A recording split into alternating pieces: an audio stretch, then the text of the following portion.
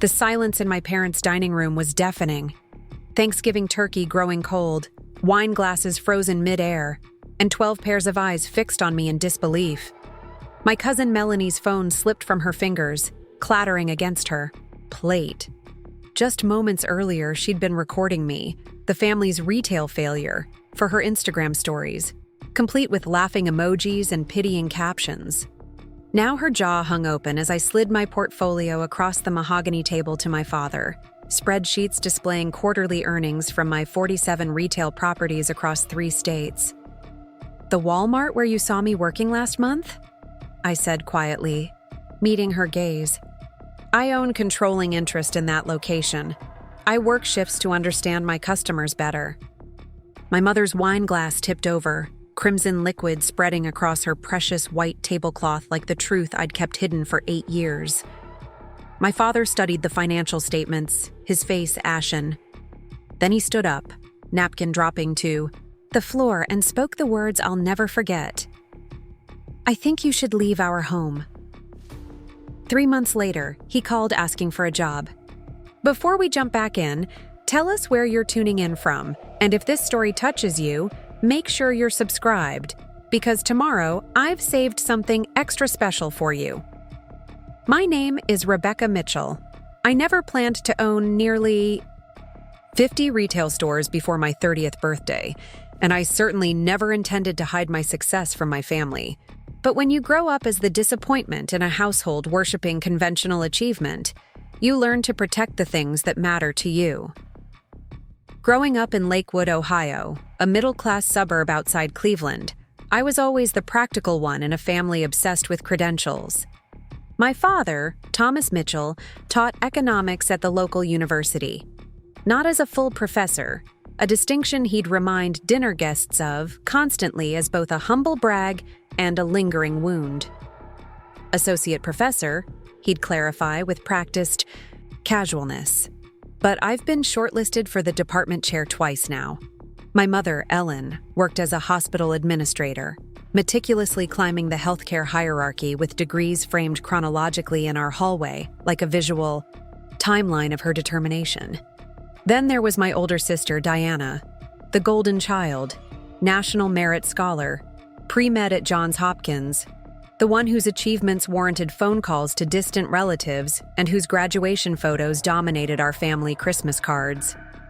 Diana's path was pristine and predictable, the kind parents brag about at neighborhood barbecues without a single uncomfortable pause. I, on the other hand, was a mystery to them. Not unintelligent, but unmotivated, according to my father's careful terminology. Rebecca has so much potential, they'd lament to school counselors. If only she would apply herself to something worthwhile. What they meant was something they recognized as worthwhile, something with prestige, something that required letters after your name. My fascination with retail began early. While other 10-year-olds collected dolls or sports cards, I studied store layouts, analyzing product placement and customer traffic patterns during weekend shopping trips.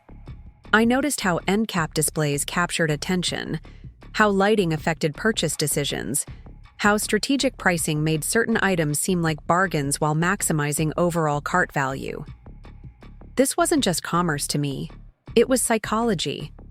Mathematics and human behavior woven together in a beautiful, practical tapestry. By 13, I was running sophisticated garage sales that neighbors mistook for professional estate liquidations.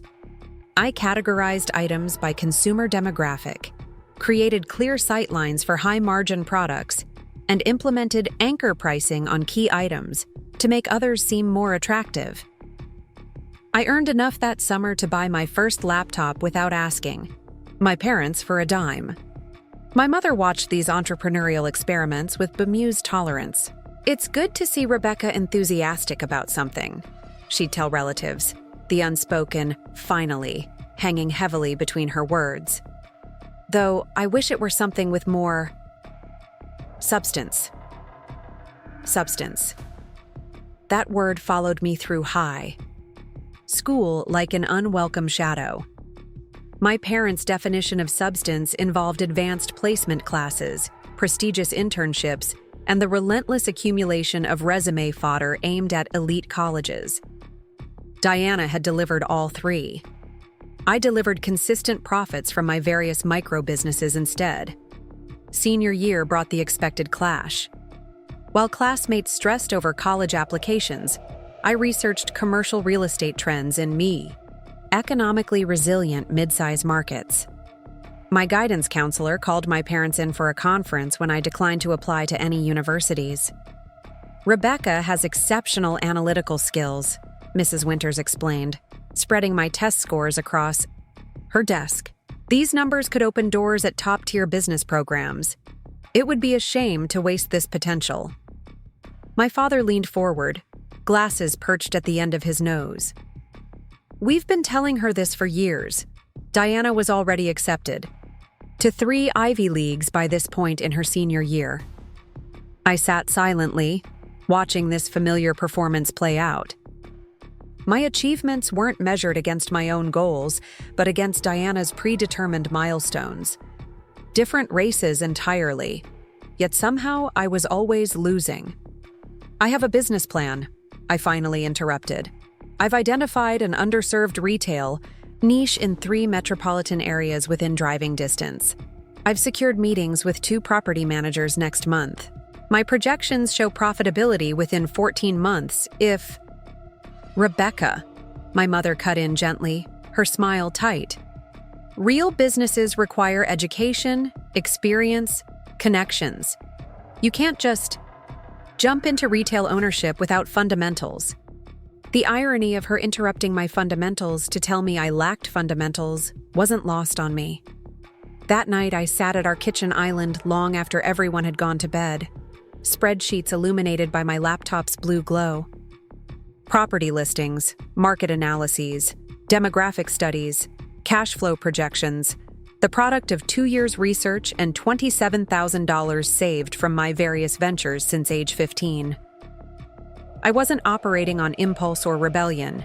I'd built financial models that would have impressed my father's economics students if he'd ever bothered to look. The next morning, I found my detailed business plan moved from the kitchen counter to the recycling bin, replaced by glossy brochures for business schools. The message couldn't have been clearer had they used skywriting. Your path is invalid. Choose again. I didn't argue. Arguments required mutual respect, and I'd learned that my perspective carried no weight in family decisions. Instead, I nodded along to their university suggestions, while quietly moving forward with my plans. 2 weeks after graduation, while my parents thought I was considering campus tours, I signed a lease on my first retail space, a struggling corner store in Elyria, about 30 minutes from home. The property wasn't much, 200 square feet of scuffed linoleum, outdated fixtures, and inventory so dusty it had become unintentionally vintage. But the location was ideal. A residential neighborhood with no convenience options within walking distance, populated largely by working families and elderly residents with limited transportation. The previous owner had failed, not because the market was unviable, but because he'd never bothered to understand his actual customers. I secured the lease with $20,000 down, almost everything I had, and a personal guarantee that terrified and exhilarated me in equal measure. If I failed, I'd start adulthood with catastrophic debt. If I succeeded, I'd have proof that my instincts were worth following. To maintain appearances at home, I told my parents I'd taken an assistant manager position at a retail chain while considering my options. They were disappointed but relieved I had income. Meanwhile, I worked 18-hour days transforming the store. I repainted walls in warm, welcoming tones, replaced harsh fluorescent lighting with energy-efficient LEDs that made products look more appealing, and completely reimagined the inventory based on neighborhood demographics. Where the previous owner had stocked generic convenience fare, I curated products specifically for the community. Affordable, healthy options for the nursing home staff who stopped in during shift changes. Homework supplies for neighborhood kids. Ready-to-heat meals for the elderly residents. international foods reflecting the area's growing diversity. I installed a small coffee bar with prices well below the nearest chain, ensuring morning commuters had reason to develop a daily habit. The first month was brutal. I slept on a cot in the back room, showered at a nearby gym, and subsisted largely on expired sandwiches I couldn't ethically sell. My only employee was Miguel, a retired accountant who wanted part-time work and quickly became my operational lifeline. When I couldn't make payroll that first month, he offered to take store credit instead, a kindness I never forgot and later repaid tenfold. By month 3, we'd reached break-even. By month 6, the store had become a neighborhood fixture, with regulars who came as much for conversation as for commerce. I learned every customer's name, their preferences, their stories. Mr. Abramowitz, who bought the same 4 items every Tuesday. Sophia Jenkins, who needed special foods for her diabetic daughter. Coach Riley, who ordered coffee for his entire track team before weekend meets. This wasn't just retail, it was community building, problem solving, and human connection. Everything my parents thought I was too unmotivated to appreciate. I maintained the illusion of my assistant manager job, sometimes staying at a friend's apartment to avoid questions about my schedule and appearance. My parents, absorbed in Diana's medical school achievements, didn't look too closely at my cover story. When they asked about work, I kept descriptions vague and redirected to their preferred topics. Diana's surgical rotations, faculty politics. Preparing and narrating this story took us a lot of time, so if you are enjoying it, subscribe to our channel. It means a lot to us. Now back to the story. Father's University, or which graduate programs might still accept me for spring admission. My small store's success surprised even me. After 9 months, profits had grown enough to consider expansion. Through Miguel's connection, I learned about another struggling location in Cleveland Heights, a neighborhood with changing demographics that longtime business owners weren't adapting to. The owners were retiring with no succession plan, making the purchase price negotiable. I approached Lakewood Community Bank with 9 months of financial statements, detailed market analysis, and a comprehensive business plan for the second location. The loan officer, Ms. Patterson, reviewed my materials with increasing interest, occasionally glancing up as if reassessing the young woman sitting across from her. "This is unusually thorough," she said finally. "Most established businesses don't provide this level of analysis." I'd prepared for skepticism. At 21, with no formal business education and limited credit history, I expected an uphill battle. What I hadn't expected was respect. "Your first location's cash flow supports this expansion," Ms. Patterson continued, making notes. "And your customer retention metrics are impressive. The bank will need your parents to co-sign given your age and limited—" "No," I interrupted. "No co-signers. This is my business, my responsibility." She looked surprised. "It would greatly improve your terms. I understand, but this needs to succeed or fail on my own merits." Something in my tone must have resonated with her.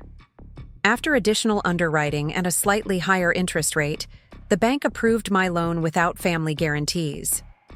I purchased the Cleveland Heights store for $119,000, including inventory and equipment, and began the same transformation process that had worked in Elyria.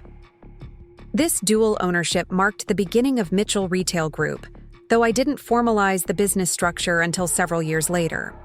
I established systems that could be replicated, developed employee training that emphasized community, connection, and created inventory algorithms tailored to neighborhood demographics. The second store reached profitability even faster than the first. During this period, I maintained increasingly elaborate fictions with my family. The assistant manager role evolved into a district manager position to explain my irregular hours and growing confidence.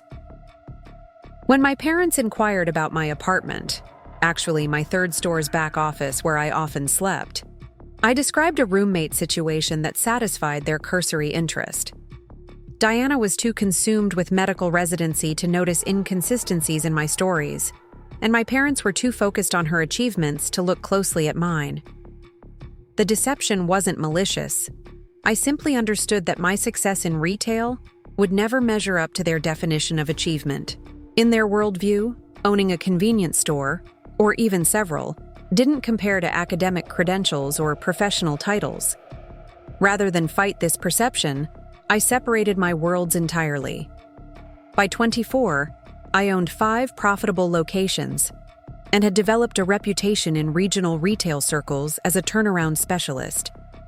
I purchased struggling stores at favorable prices, transformed their operations, and integrated them into my growing network. Each location maintained its neighborhood character while benefiting from centralized purchasing power and standardized excellence.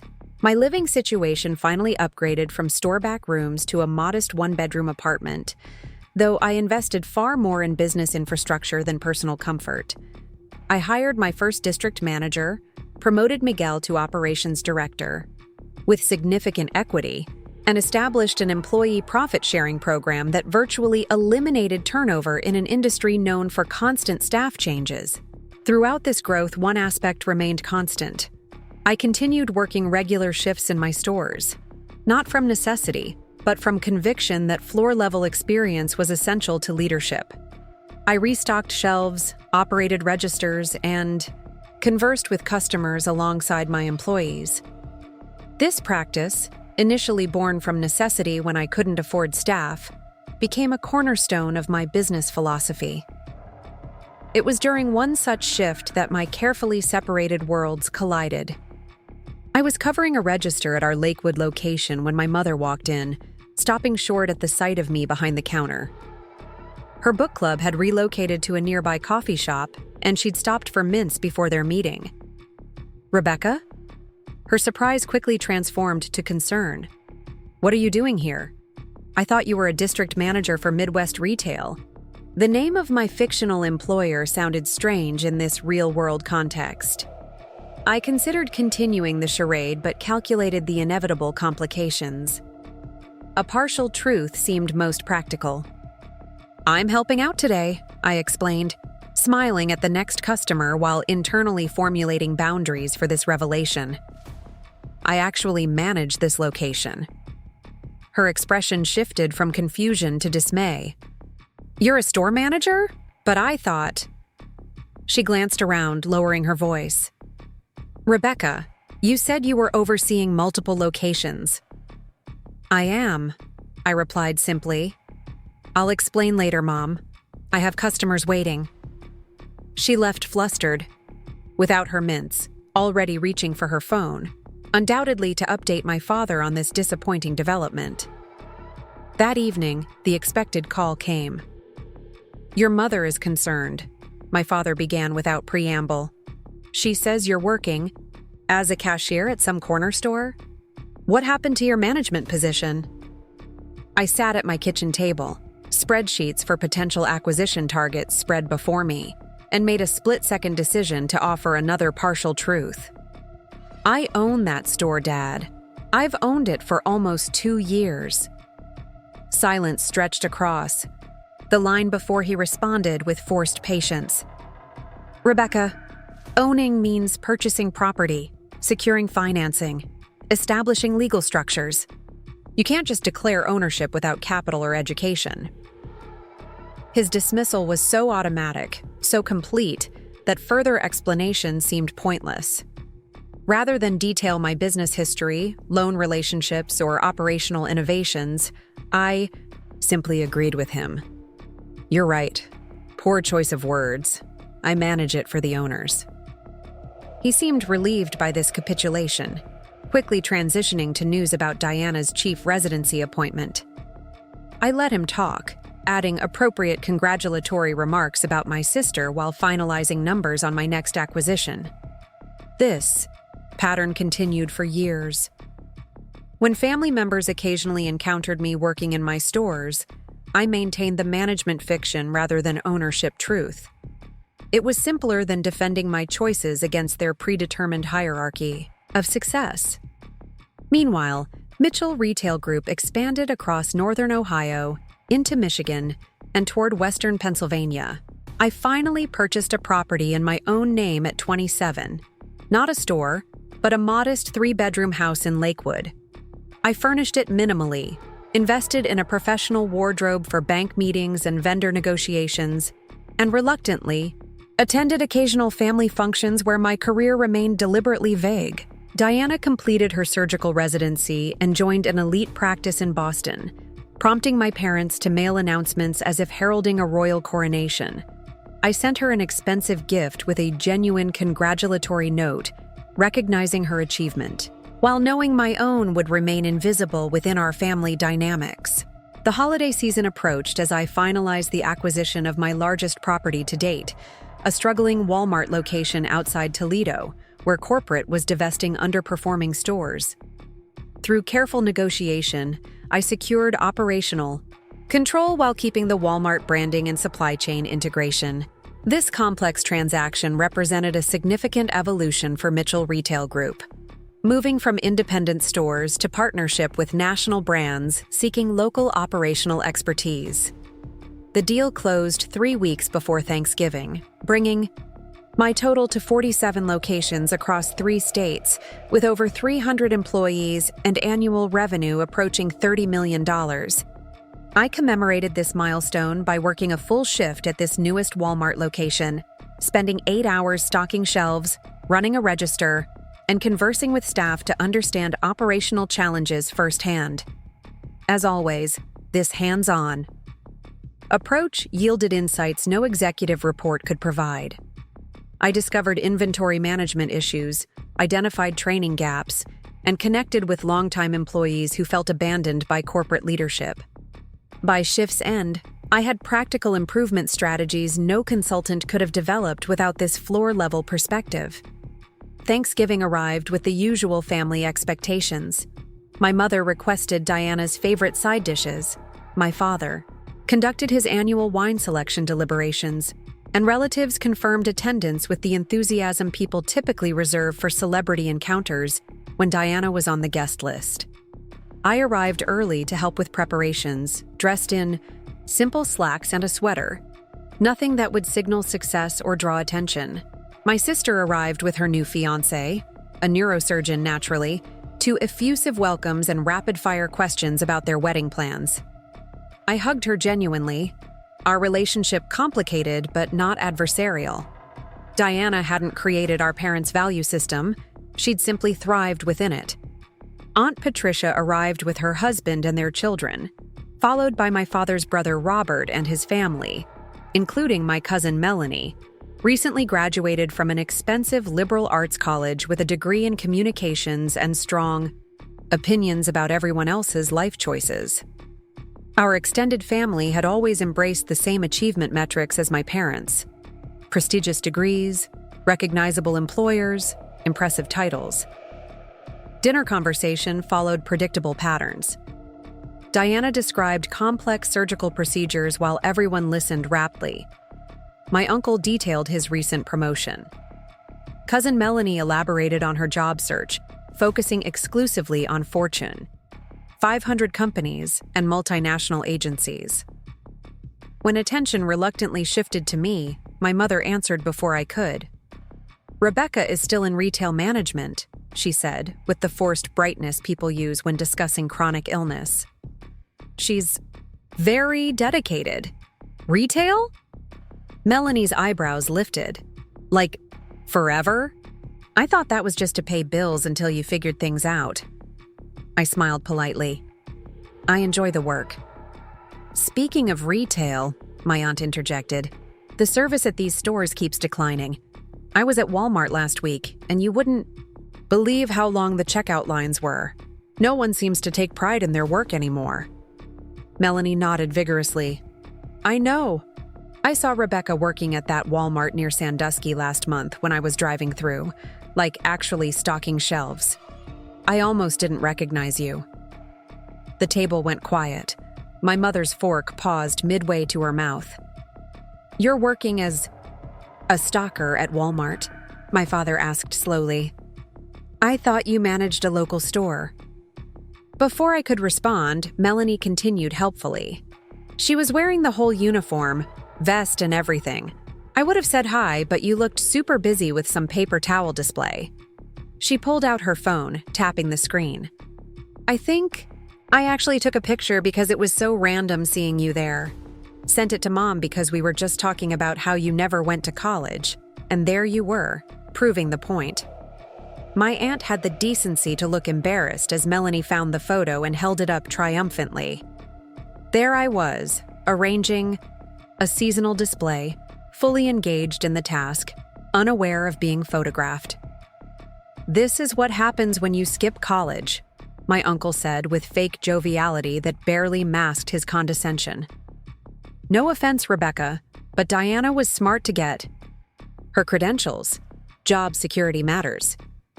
Diana looked uncomfortable. Everyone has different paths. I'm sure Rebecca is. I can't believe you're still doing entry-level retail at your age, Melanie interrupted, now recording a video as she continued. This is going on my Instagram.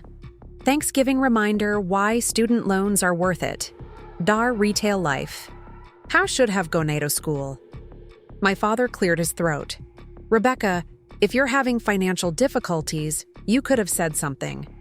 There's no shame in asking for help when you've hit a rough patch. Something shifted inside me. Not anger, I'd moved beyond that years ago, but a sudden clarity that maintaining this fiction served no purpose. Not anymore. I'm not having financial difficulties, I said quietly. My mother reached over to pat my hand. It's okay, honey. Everyone struggles sometimes. Diana's first year of medical school, we had to help with her rent when I own that Walmart, I interrupted, along with 46 other retail locations across Ohio, Michigan, and Pennsylvania. The table went silent. Melanie's phone lowered, slowly, still recording. That's not funny, Rebecca, my father said finally. I withdrew my phone, opened my financial portfolio app, and slid it across the table to him. Mitchell Retail Group. Founded 8 years ago with my corner store in Elyria.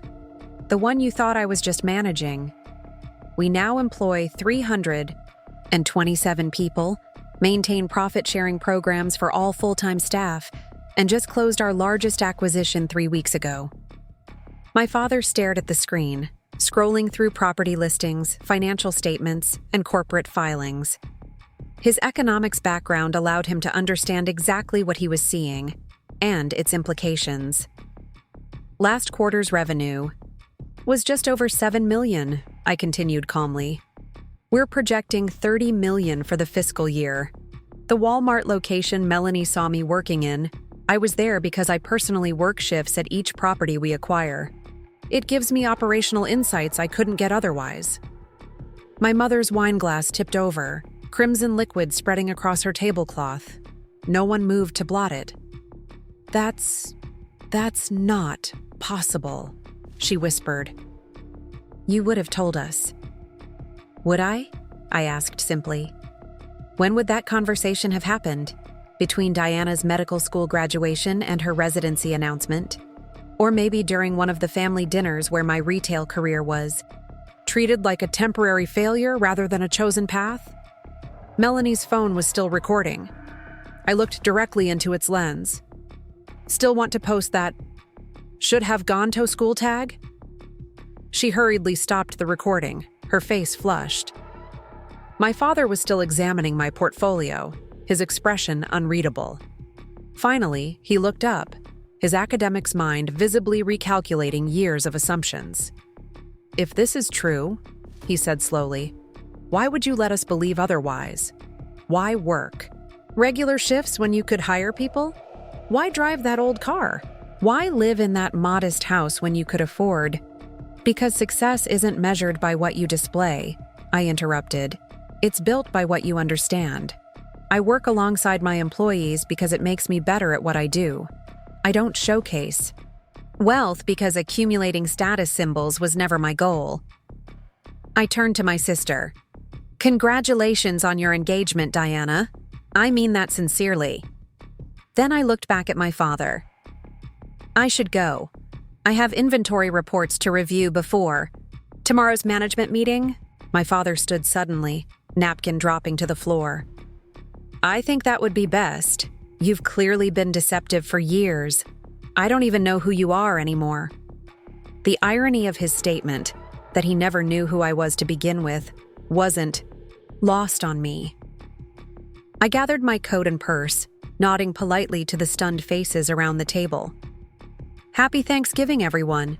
As I closed their front door behind me, I felt neither triumph nor regret, just the quiet relief of finally aligning my worlds on my own terms. The dashboard lights cast a blue glow across my face as I drove away from my parents' house. Thanksgiving. Dinner abandoned behind me like so many other family gatherings. Snow had begun to fall, delicate flakes dissolving on my windshield. I wasn't crying. I'd stopped measuring my worth through their eyes long ago. Still, exposure carries its own weight, regardless of how necessary. I drove aimlessly for nearly an hour, radio off, phone silenced as it lit up with messages from various family members. Some undoubtedly seeking confirmation, others damage control, perhaps a few genuine apologies. None seemed urgent enough to interrupt this moment of transition. Eventually, I found myself pulling into the parking lot of store number 17, my first Cleveland Heights location. The lights were still on despite the holiday, a 24-hour operation that never closed. Through the windows, I could see Marcus, the night manager, helping an elderly woman reach something on a top shelf. The sight centered me. This was real. This mattered. Not the performance of success, but its actual implementation in ways that served communities and created opportunities. I entered quietly, nodding to Marcus, who looked surprised to see me on a holiday evening. "Everything okay, Rebecca?" he asked, genuine concern in his voice. I'd hired him 5 years ago when he was a 19-year-old community college student, needing flexible hours. Now he managed our highest-performing location while finishing his business degree, with full tuition assistance from our employee education program. "Just needed to see something real," I replied, grabbing an apron from behind the counter. "Mind if I stalk for a while?" He didn't question further, just gestured toward a shipment of holiday items waiting to be shelved. For the next 2 hours, I methodically arranged candy canes, decorative hand towels, and seasonal greeting cards, finding calm in the simple, tangible task. Several regular customers recognized me, offering holiday greetings without the slightest surprise at finding the owner arranging merchandise on Thanksgiving night. Here, I wasn't pretending to be less or more than I was. I was simply doing necessary work alongside others who did the same. Around midnight, as I hung my apron to leave, Marcus handed me a cup of our house blend coffee. "Whatever happened tonight," he said quietly, "just remember you built something good here. Something that matters." I accepted the cup with a grateful nod, its warmth seeping into my hands as I headed back to my car. My phone showed 17 missed calls and 26 text messages. I scrolled through them briefly. My mother's confusion, my father's anger, Diana's cautious support, and a particularly tone-deaf message from Melanie asking if I was hiring for corporate positions with advancement potential. I silenced them all and drove home. My house was dark when I arrived, modest compared to what I could afford, but perfectly aligned with what I valued. Practical, comfortable, unassuming. Inside, I kicked off my shoes and settled at the kitchen island, opening my laptop to review the weekly performance metrics that normally occupied my Thursday evenings. The spreadsheets were comfortingly familiar, rows of data telling stories of customer preferences, operational efficiencies, and community needs across 47 locations. I worked until nearly 3 a.m, not from necessity, but from choice. This was my center, my contribution, understanding patterns, solving problems, creating systems that served both commerce and community. When I finally closed the laptop, a strange sense of lightness settled over me. The secret was out. Whatever came next would at least be honest. The following morning, Black Friday, I woke early despite the late night. My first call was to Miguel, now Chief Operations Officer of Mitchell Retail Group, to brief him on potential family complications. After 8 years as my right hand, there were few professional or personal challenges we hadn't navigated together. "So they know everything now?" he asked after I recounted the Thanksgiving revelation. "Most of it," I confirmed. "Enough to understand I've been building something substantial while they assumed I was failing." Miguel was quiet for a moment. "Does this change our acquisition timeline for the Pittsburgh locations?" His question made me smile. This was why we worked so well together. His unfailing focus on what actually mattered rather than getting caught in emotional undertow. "No changes," I assured him. "Family drama stays separate from business decisions." "Good. The property assessments came back better than expected. We should move forward before year-end for the tax advantages." We spent the next hour discussing operational details for the holiday shopping season, staffing adjustments for our newest locations, and implementation timelines for our inventory management software upgrades. By the time we ended the call, any residual emotional turbulence from the previous night had been replaced by forward momentum. I spent the day visiting 3 of our locations to observe Black Friday operations firsthand. The contrast between our stores and typical retail chaos was intentional and striking. Where other businesses created artificial scarcity and frenzied competition for doorbusters, our model emphasized customer dignity and staff well-being. We offered genuine value without manufacturing panic, maintained normal staffing levels with premium holiday pay, and created shopping experiences that built loyalty beyond a single high-volume day. By evening, as I reviewed sales figures from my home office, it was clear our approach was working. Overall revenue matched projections while customer satisfaction metrics remained significantly above industry averages.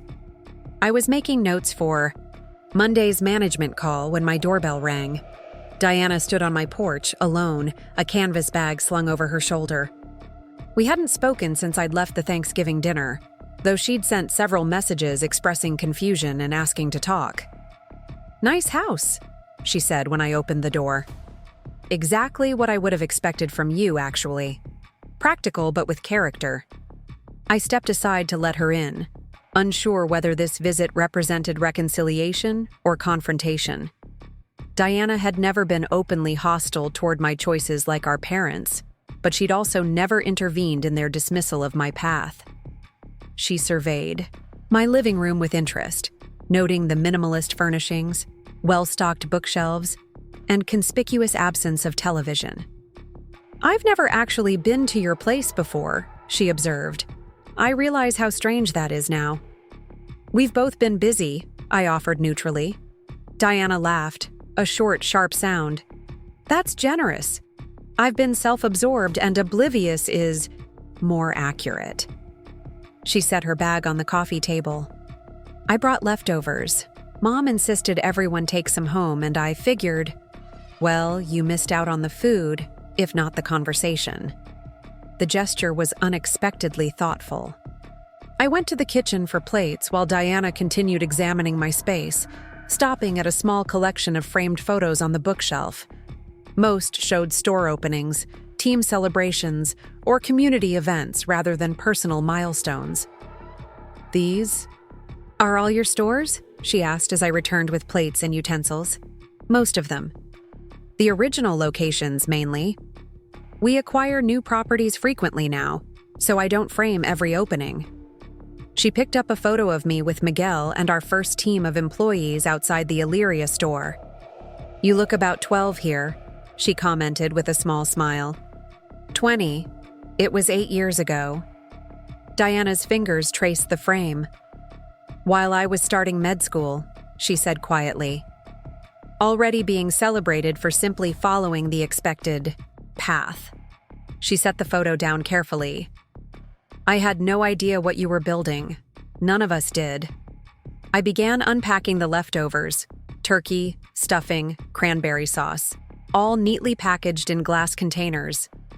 Would you have believed me if I'd told you? She considered this while helping arrange food on the plates. Probably not at first, she admitted. But I would have visited your stores. I would have made an effort to understand. She paused, frowning slightly. Why didn't you ever show us? Invite us to an opening? Something? The question was fair, though the answer wasn't simple. We moved to the dining table, food momentarily forgotten as I gathered my thoughts. It started as self-preservation, I explained. Every time I mentioned retail, even in passing, it was treated as a phase I needed to outgrow or a failure to achieve real success. After a while, it seemed easier to separate those worlds entirely. And then it became a habit, Diana finished, understanding in her eyes. A comfortable one, I acknowledged. The longer it continued, the harder it became to bridge that gap. Eventually, I stopped seeing any reason to try. We ate in contemplative silence for several minutes. The food was excellent. Our mother's. Culinary skills had always been exceptional, whatever her other limitations. Dad's furious, Diana finally said. Not just about the revelation itself, but that you let him. Us. Assume things that weren't true for years. I never actually lied, I pointed out. I said I worked in retail. That's true. I simply didn't correct assumptions about my role or success. Lies of omission are still deceptive, Beck. The childhood nickname caught me off guard. Diana hadn't called me Beck since we were teenagers, before academic achievements and parental expectations had carved such different paths for us. Maybe, I conceded. But would honesty have been welcomed? When's the last time any achievement of mine was valued if it didn't involve credentials or titles? Diana winced. We've been awful, haven't we? Not just mom and dad? Me too. You followed your passion, I said, meaning it. I never resented your success, Diana. I resented that my different version of success wasn't considered valid.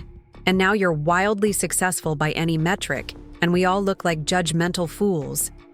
She shook her head, smiling ruefully. The dramatic irony is almost too perfect. That made me laugh despite myself. I wasn't aiming for a narrative arc. I was just building something I believed in. While working shifts stocking shelves alongside your employees, Diana added. That's the part Dad can't comprehend. He keeps saying no actual executive would do physical labor when they could delegate it. That perspective is exactly why so many executives fail, I replied. They lose touch with operational realities and customer experiences. How can you solve problems you never personally encounter? Diana nodded thoughtfully. It's not unlike medicine, actually. The best surgeons still do rounds, still talk directly to patients rather than just reviewing charts. The further removed you become, the more you miss. The parallel surprised me. Diana and I had spent so many years assuming our professional worlds were entirely separate spheres. Perhaps the underlying principles weren't as different as we'd thought. As we finished eating, Diana's expression grew serious again. Mom's hurt. She thinks you didn't trust her enough to share your success. That's an interesting reframing, I observed. Trust wasn't the issue.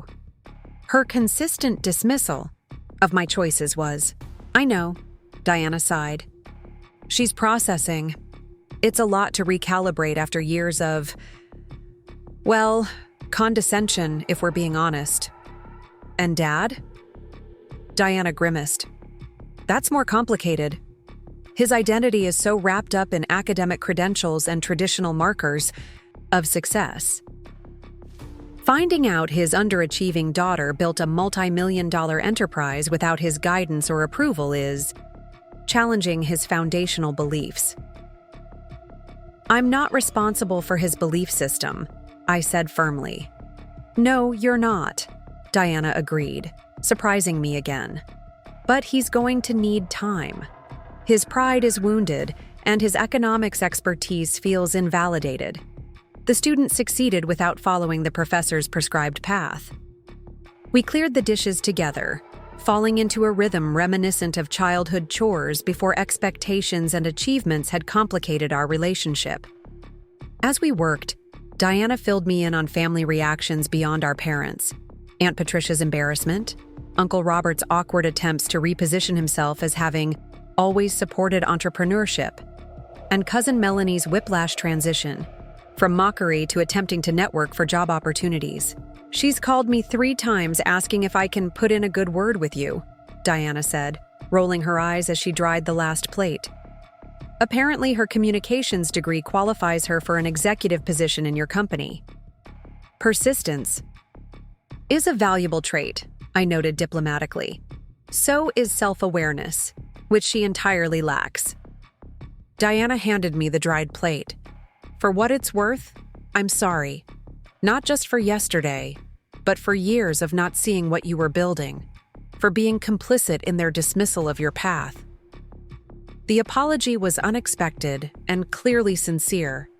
I accepted it with a nod, recognizing its significance while acknowledging that relationship recalibrations take more than a single conversation. Diana left shortly after, promising to return soon for a proper tour of one of my stores. Her visit had been surprising in its genuine attempt at understanding rather than judgment or damage control. As I closed the door behind her, I felt cautiously optimistic about the possibility of an authentic adult relationship with my sister, separate from our parents' expectations and comparative frameworks. The weekend passed quietly. I declined invitations to further family discussions, explaining that I had business obligations requiring my attention, which was true, though perhaps not as urgently as implied. Distance seemed necessary as everyone processed this substantial shift in family narrative. I spent Saturday visiting our 2 newest acquisitions, Sunday reviewing end-of-month projections with our financial team, and Monday morning conducting our regular management call from my home office. By Tuesday morning, life had largely returned to normal operational rhythms. I was reviewing potential locations for our spring expansion when my assistant forwarded a message that momentarily disrupted my composure. Thomas Mitchell, my father, had requested a meeting. The request was formally worded, almost like a business correspondence rather than a message from father to daughter. He proposed meeting at his university office the following afternoon, citing important matters requiring discussion without further elaboration. The formality was unsurprising given his academic background and our strained relationship, but the context made its stiffness almost comical. I confirmed the appointment through my assistant, matching his professional tone. If he wanted to approach this as a business meeting rather than a family conversation, I would respect that framework. Wednesday afternoon found me walking across the familiar campus of Lakewood University, where my father had taught economics for nearly 30 years.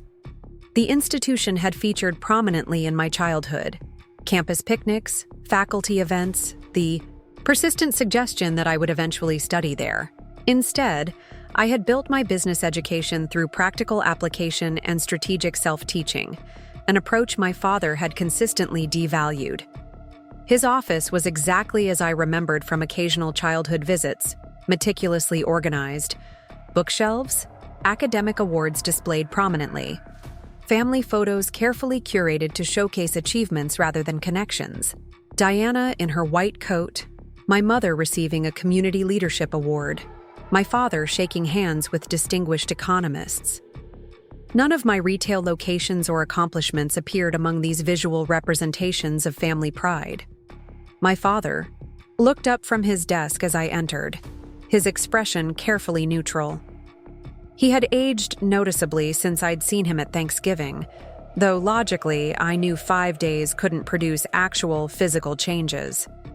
Perhaps I was simply seeing him clearly, for the first time in years, a man in his early 60s confronting unexpected disruptions to his carefully constructed worldview. "Rebecca," he greeted me, gesturing to a chair across from his desk. "Thank you for coming." "Of course," I replied, taking the offered seat. Your message said there were important matters to discuss. He nodded, arranging papers on his desk with methodical precision, a nervous habit I recognized from childhood when difficult conversations loomed. Finally, he looked up and met my eyes directly. "I've been researching your company," he said without preamble. "Mitchell Retail Group. Quite an impressive operation.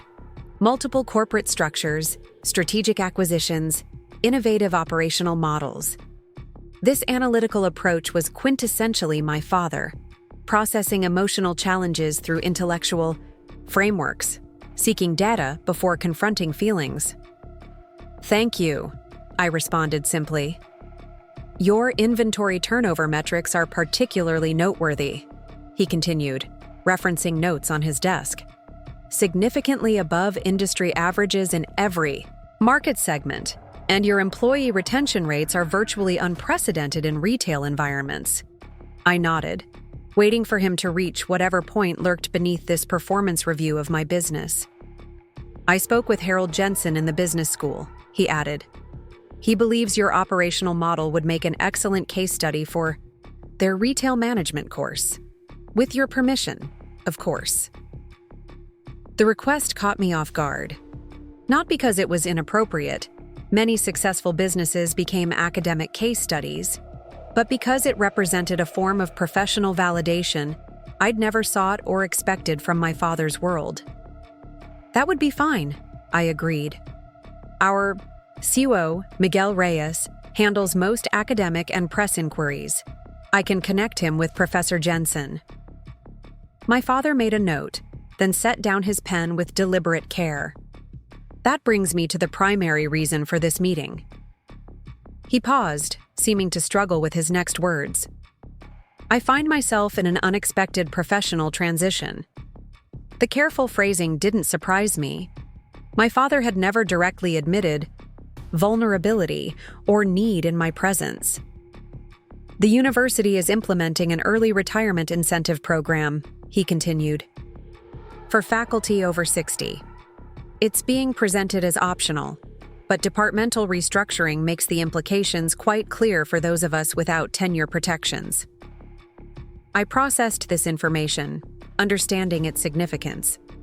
After 30 years teaching economics, my father was essentially being pushed into retirement before he was ready, a significant disruption to both his financial plans and professional identity. "I'm sorry to hear that," I said sincerely. "That must be difficult after so many years of service." He nodded stiffly. "It was unexpected. Your mother and I had planned for retirement in 5 to 7 years. This accelerated timeline creates certain challenges." The subtext was clear, though he seemed determined not to state it directly. Pride was making this conversation excruciating for him. "How can I help?" I asked, deciding to spare him the prolonged discomfort of circling his actual request. Relief flickered briefly across his features before he composed himself again. "I've been considering consulting opportunities," he said carefully, "applying economic theory to practical business contexts. Your organization appears to be expanding into markets where macroeconomic analysis would be beneficial. I could have pointed out that we already employed 3 economists on our strategy team, all with practical retail experience alongside their academic credentials. I could have mentioned that our expansion decisions were driven by comprehensive analytical frameworks developed over years of market testing and refinement. Instead, I recognized what this moment represented, not just a job request, but a tentative bridge across the chasm that had separated our worlds for nearly a decade. An acknowledgement, however oblique, that my path had led to something substantive, enough to deserve consideration. "We're currently analyzing several potential markets for expansion," I said, keeping my tone professional rather than emotionally charged. "Pittsburgh, Cincinnati, and possibly Buffalo by 3rd quarter next year. Our strategy team could benefit from additional macroeconomic context for these regions." My father straightened almost imperceptibly. "I've published extensively on industrial transition economies in the Rust Belt. There are specific patterns worth considering when revitalizing retail in former manufacturing centers. I'd be interested in seeing that research, I replied. Perhaps you could prepare an analysis of potential impacts on our expansion model, focusing particularly on community integration metrics. We spent the next 45 minutes outlining what began as a consulting arrangement, but gradually evolved into a potential advisory role. My father became increasingly animated as the conversation progressed from theoretical economics to practical applications, occasionally revealing genuine insights that could indeed benefit our expansion strategy. As our discussion concluded, he hesitated before asking, "Would it be possible to tour one of your locations to better understand the operational model before finalizing my analysis?" The request represented another small step across the divide, a willingness to enter my world rather than insisting I conform to his. "Of course," I agreed. "I'm visiting our Cleveland Heights flagship tomorrow morning. You're welcome to join me." He nodded, making a note in his calendar. As I stood to leave, he cleared his throat awkwardly. "Rebecca?" he began, then paused. "Your mother would also like to reconnect. Perhaps dinner next week, if your schedule permits." I considered the olive branch being extended.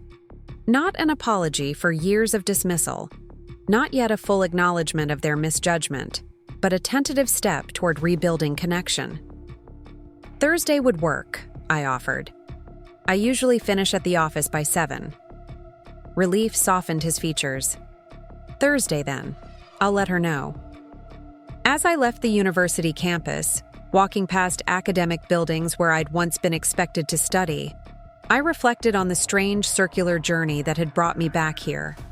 Not as a student seeking validation through credentials, but as a successful business owner considering whether to hire the professor who had once dismissed my path as insufficient. Life rarely offers perfect resolutions or complete vindication. More often, it provides opportunities for recalibration and renewed understanding. The conversation with my father represented not an end point, but a potential beginning, a chance to establish relationship terms based on mutual respect rather than hierarchical expectations. The following morning, I arrived at our Cleveland Heights location 30 minutes before my father's scheduled visit. The store was busy with morning customers, commuters grabbing coffee, neighborhood residents picking up essentials, elderly patrons enjoying the free breakfast program we'd established for fixed-income seniors. I greeted the staff by name, helped resolve a minor inventory issue, and chatted with several regular customers while waiting. My father arrived precisely on time, looking somewhat out of place in his tweed jacket and Oxford shoes amid the practical retail environment. He glanced around with academic interest, noting the store layout, customer flow patterns, and operational systems with the analytical eye of someone accustomed to evaluating organizational structures. "Welcome to Store 17, I greeted him. "Our second location, opened 7 years ago and consistently our highest performing property." He nodded, clearly trying to reconcile this professional environment with his long-held assumptions about retail work. "Impressive customer traffic for a weekday morning," he observed. "We average 800 transactions daily at this location," I explained, leading him past the coffee bar where regulars gathered. "Coffee is our anchor product. High margin, creates daily visit patterns, and establishes community connection." For the next hour, I guided him through the operation, explaining inventory systems, staffing models, community integration initiatives, and technological innovations that differentiated our stores from traditional retail environments. He asked increasingly thoughtful questions, occasionally referencing economic principles, but genuinely attempting to understand the practical applications, rather than merely evaluating through academic frameworks. As we reached the back office, I introduced him to Marcus, now our regional manager overseeing 8 locations. Marcus started as a part-time cashier while attending community college, I explained. He's implemented inventory management protocols that have been adopted company-wide, reducing waste by nearly 17%. My father extended his hand, clearly reassessing his preconceptions as Marcus articulated sophisticated operational strategies and growth projections for the region. Their conversation gradually shifted from polite formality to genuine professional exchange, with my father offering macroeconomic context while Marcus provided ground-level retail insights. Watching them interact, I recognized a subtle but significant shift occurring. My father was engaging with my world on its own terms, rather than imposing academic frameworks or predetermined hierarchies of value. He was listening, learning, adapting his perspective based on new information, rather than clinging to established beliefs. As we concluded the tour, walking back through the main floor where morning operations continued smoothly, my father paused near the community bulletin board where local events, job opportunities, and neighborhood resources were prominently displayed. "You've built more than a store," he observed quietly. "You've created a community nexus."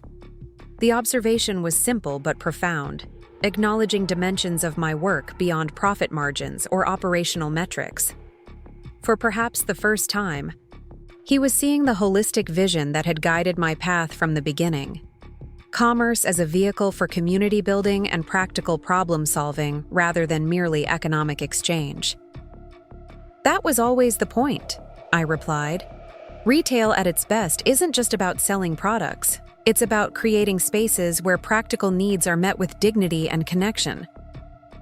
He nodded slowly, continuing to study the bulletin board where a flyer for our free tax preparation services for seniors sat alongside announcements for English classes, health screenings, and neighborhood council meetings. "I've spent 30 years teaching economic theory," he said finally. "You've spent 8 years implementing economic solutions that actually improve people's daily lives." He turned to face me directly. "I believe I have as much to learn from you as you might from my academic perspective." The acknowledgement wasn't emotional or effusive. My father had never been demonstrative, but its significance resonated between us. Not quite an apology for years of dismissal, not explicitly an admission of misjudgment, but a recognition of legitimate value in the path I'd chosen and the contributions I'd made. As we walked toward the exit, a young woman in a store uniform approached hesitantly. "Ms. Mitchell, the Community Garden Committee dropped off their produce. Should we set up the usual display by the registers?" "Please, Amanda. And make sure we have proper signage about the local source," I replied, then turned to my father. "We partner with neighborhood gardens, selling their produce at cost while providing retail space they couldn't otherwise access. It keeps dollars, local, and provides fresh options in what would otherwise be a food desert." He nodded thoughtfully. Practical application of microeconomic circulation principles, remarkably effective on this scale. The observation was characteristic, translating real-world innovation into academic terminology, but delivered with genuine respect rather than condescension. A small shift, perhaps, but meaningful in its recognition that theory and practice could inform each other rather than competing for primacy. We parted outside the store, confirming Thursday's dinner plans with my mother and arranging to continue our professional discussion the following week. As he turned to leave, my father hesitated, then said simply, "I'm beginning to understand why you work shifts in your stores. There are insights here no spreadsheet could capture." I smiled, recognizing the significant concession from someone who had built his career on data analysis and theoretical models. "That's always been the difference in our approaches, Dad. You study systems. I build them." He nodded, a flicker of something like pride briefly crossing his features before he turned toward the parking lot. Not reconciliation, not yet, but a foundation for mutual respect that might eventually bridge the gulf between our worlds. As I watched him drive away, I felt neither triumph nor vindication, just quiet confirmation that success measured on your own terms ultimately speaks for itself, requiring neither defensive justification nor external validation. The path I'd chosen had never been about proving my parents wrong, but about creating something genuine and valuable according to metrics that mattered to me. The revelation at Thanksgiving hadn't changed my business trajectory or personal values. What had changed, perhaps, was the possibility of authentic connection with my family, not based on conformity to their expectations, but on genuine recognition of different but equally valid definitions of contribution and success. I turned back toward the store, greeting a regular customer struggling with several reusable shopping bags. "Let me help you with those, Mrs. Abernathy," I offered, taking the heaviest bags. "How's your granddaughter doing with those science projects we talked about last week?" This, after all, was the success that mattered most, not portfolio valuations or acquisition metrics, but human connections forged through genuine service and consistent presence. Everything else, including family reconciliations and professional recognitions, would find its proper place in time. Thursday evening arrived with an unseasonable warmth that softened the December chill. I parked my car outside Vincenzo's, a modest Italian restaurant where my family had celebrated special occasions throughout my childhood. The choice of venue wasn't lost on me. Neutral territory with shared history, neither my parents' home nor my business spaces, a diplomatic selection for tentative reconciliation. Inside, my mother was already seated, hands clasped tightly on the white tablecloth, my father beside her reviewing the wine list with unnecessary concentration. They looked smaller somehow, less imposing than the figures who had loomed so large in my development. My mother glanced up as I approached, her expression cycling rapidly through uncertainty, relief, and something approaching contrition. "Rebecca," she said, standing to embrace me, an unusual gesture from a woman who had always maintained physical and emotional restraint. "Thank you for coming." I returned the hug briefly before taking my seat across from them. My father nodded, setting aside the wine list. "We took the liberty of ordering a Barolo," he said. "If you'd prefer something else." "Barolo is fine," I assured him, unfolding my napkin with deliberate care. The small talk felt stilted, a placeholder for weightier conversations none of us quite knew how to begin. My mother filled the awkward silence with nervous chatter about neighborhood happenings, Diana's wedding plans, and an upcoming faculty retirement party. Normal family updates delivered with abnormal intensity, as if volume could compensate for the underlying tension. I responded appropriately, contributing enough to maintain conversation without addressing the obvious undercurrents. The waiter's arrival with wine and bread provided a welcome interruption. As my father sampled and approved the Barolo with his customary precision, I noticed my mother studying me with newfound attention. Not the evaluative gaze I'd grown accustomed to, but something more curious, almost respectful.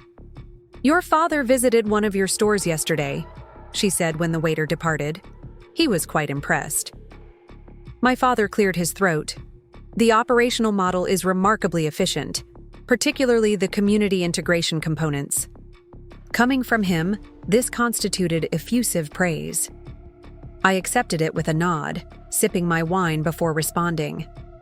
Store 17 was our prototype for the neighborhood nexus concept.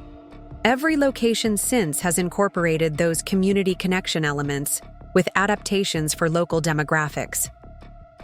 "Fascinating approach," my mother commented, with what appeared to be genuine interest. "Creating retail spaces that serve beyond transactional purposes." The shift in her perspective was subtle but significant, acknowledging substance in work she'd previously dismissed as stopgap employment. We continued discussing business concepts through appetizers, my parents asking increasingly thoughtful questions about expansion strategies, employee development programs, and community economic impacts. For the first time in my adult life, I found myself explaining rather than defending my professional choices. As our entrees arrived, my mother set down her fork and looked at me directly.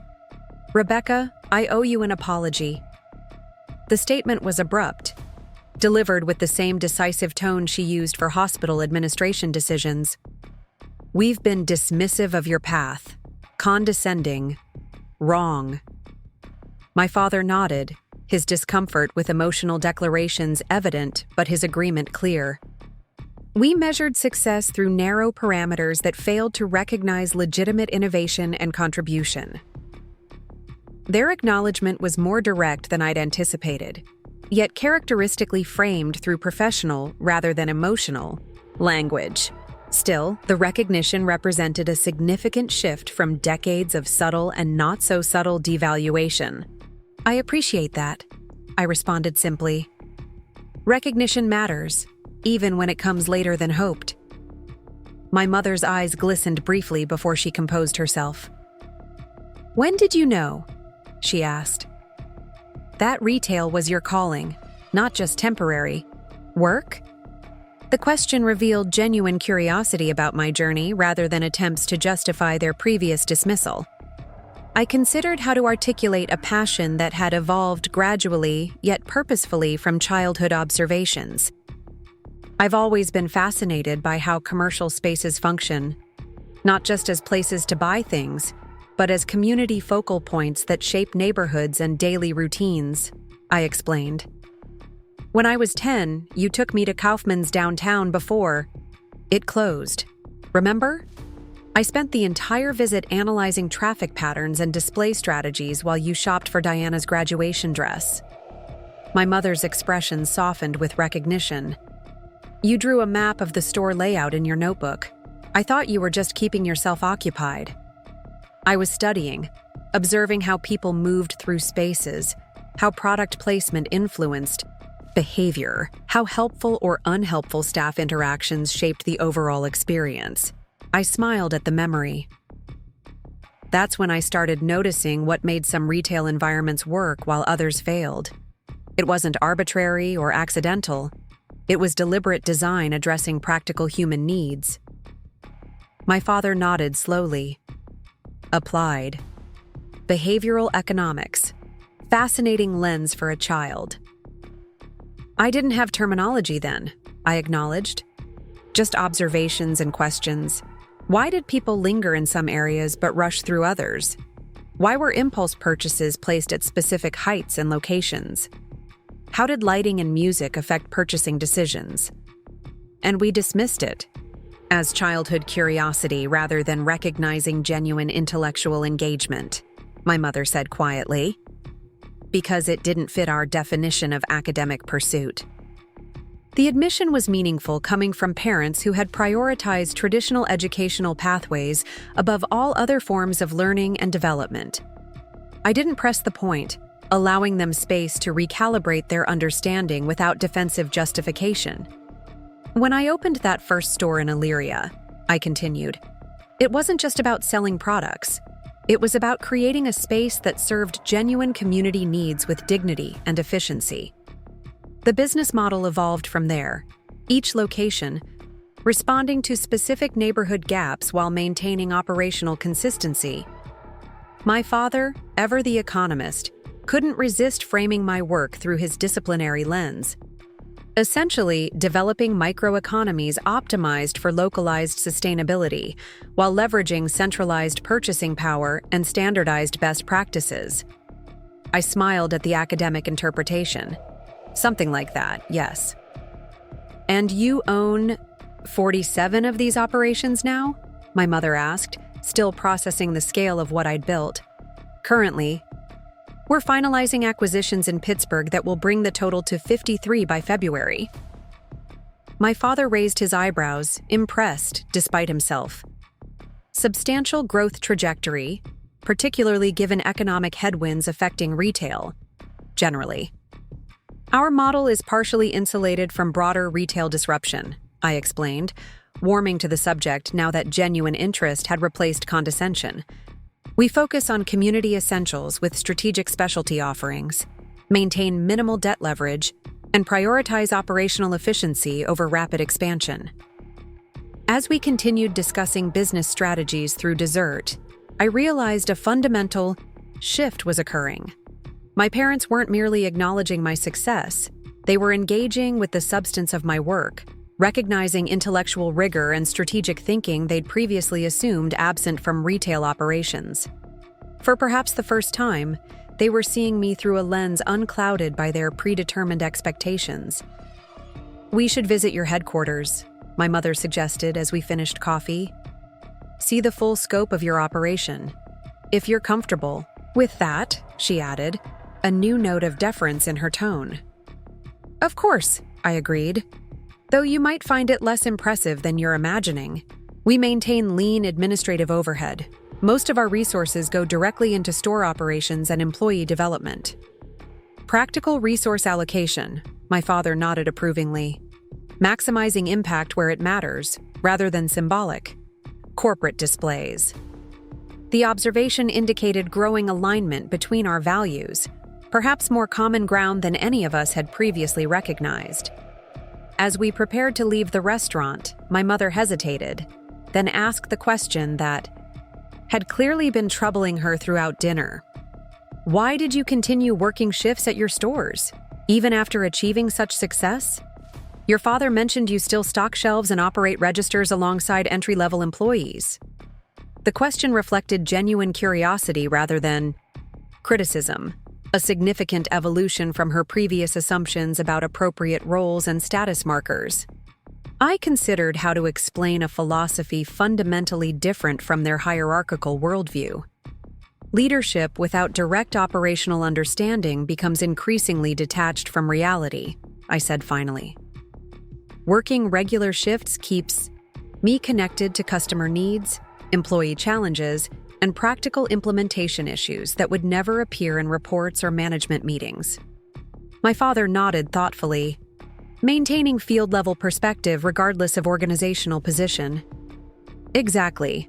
Some of our most significant innovations have come from observations during regular shifts, inefficiencies I noticed while stocking shelves, customer needs expressed during casual register conversations, community opportunities identified while walking the floor. It's remarkably humble," my mother observed, struggling to reconcile this approach with her conceptions of executive leadership.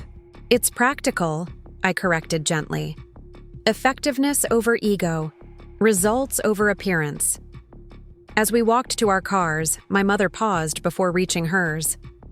"We've missed so much," she said quietly, "focusing on what we thought success should look like rather than recognizing it in unfamiliar forms."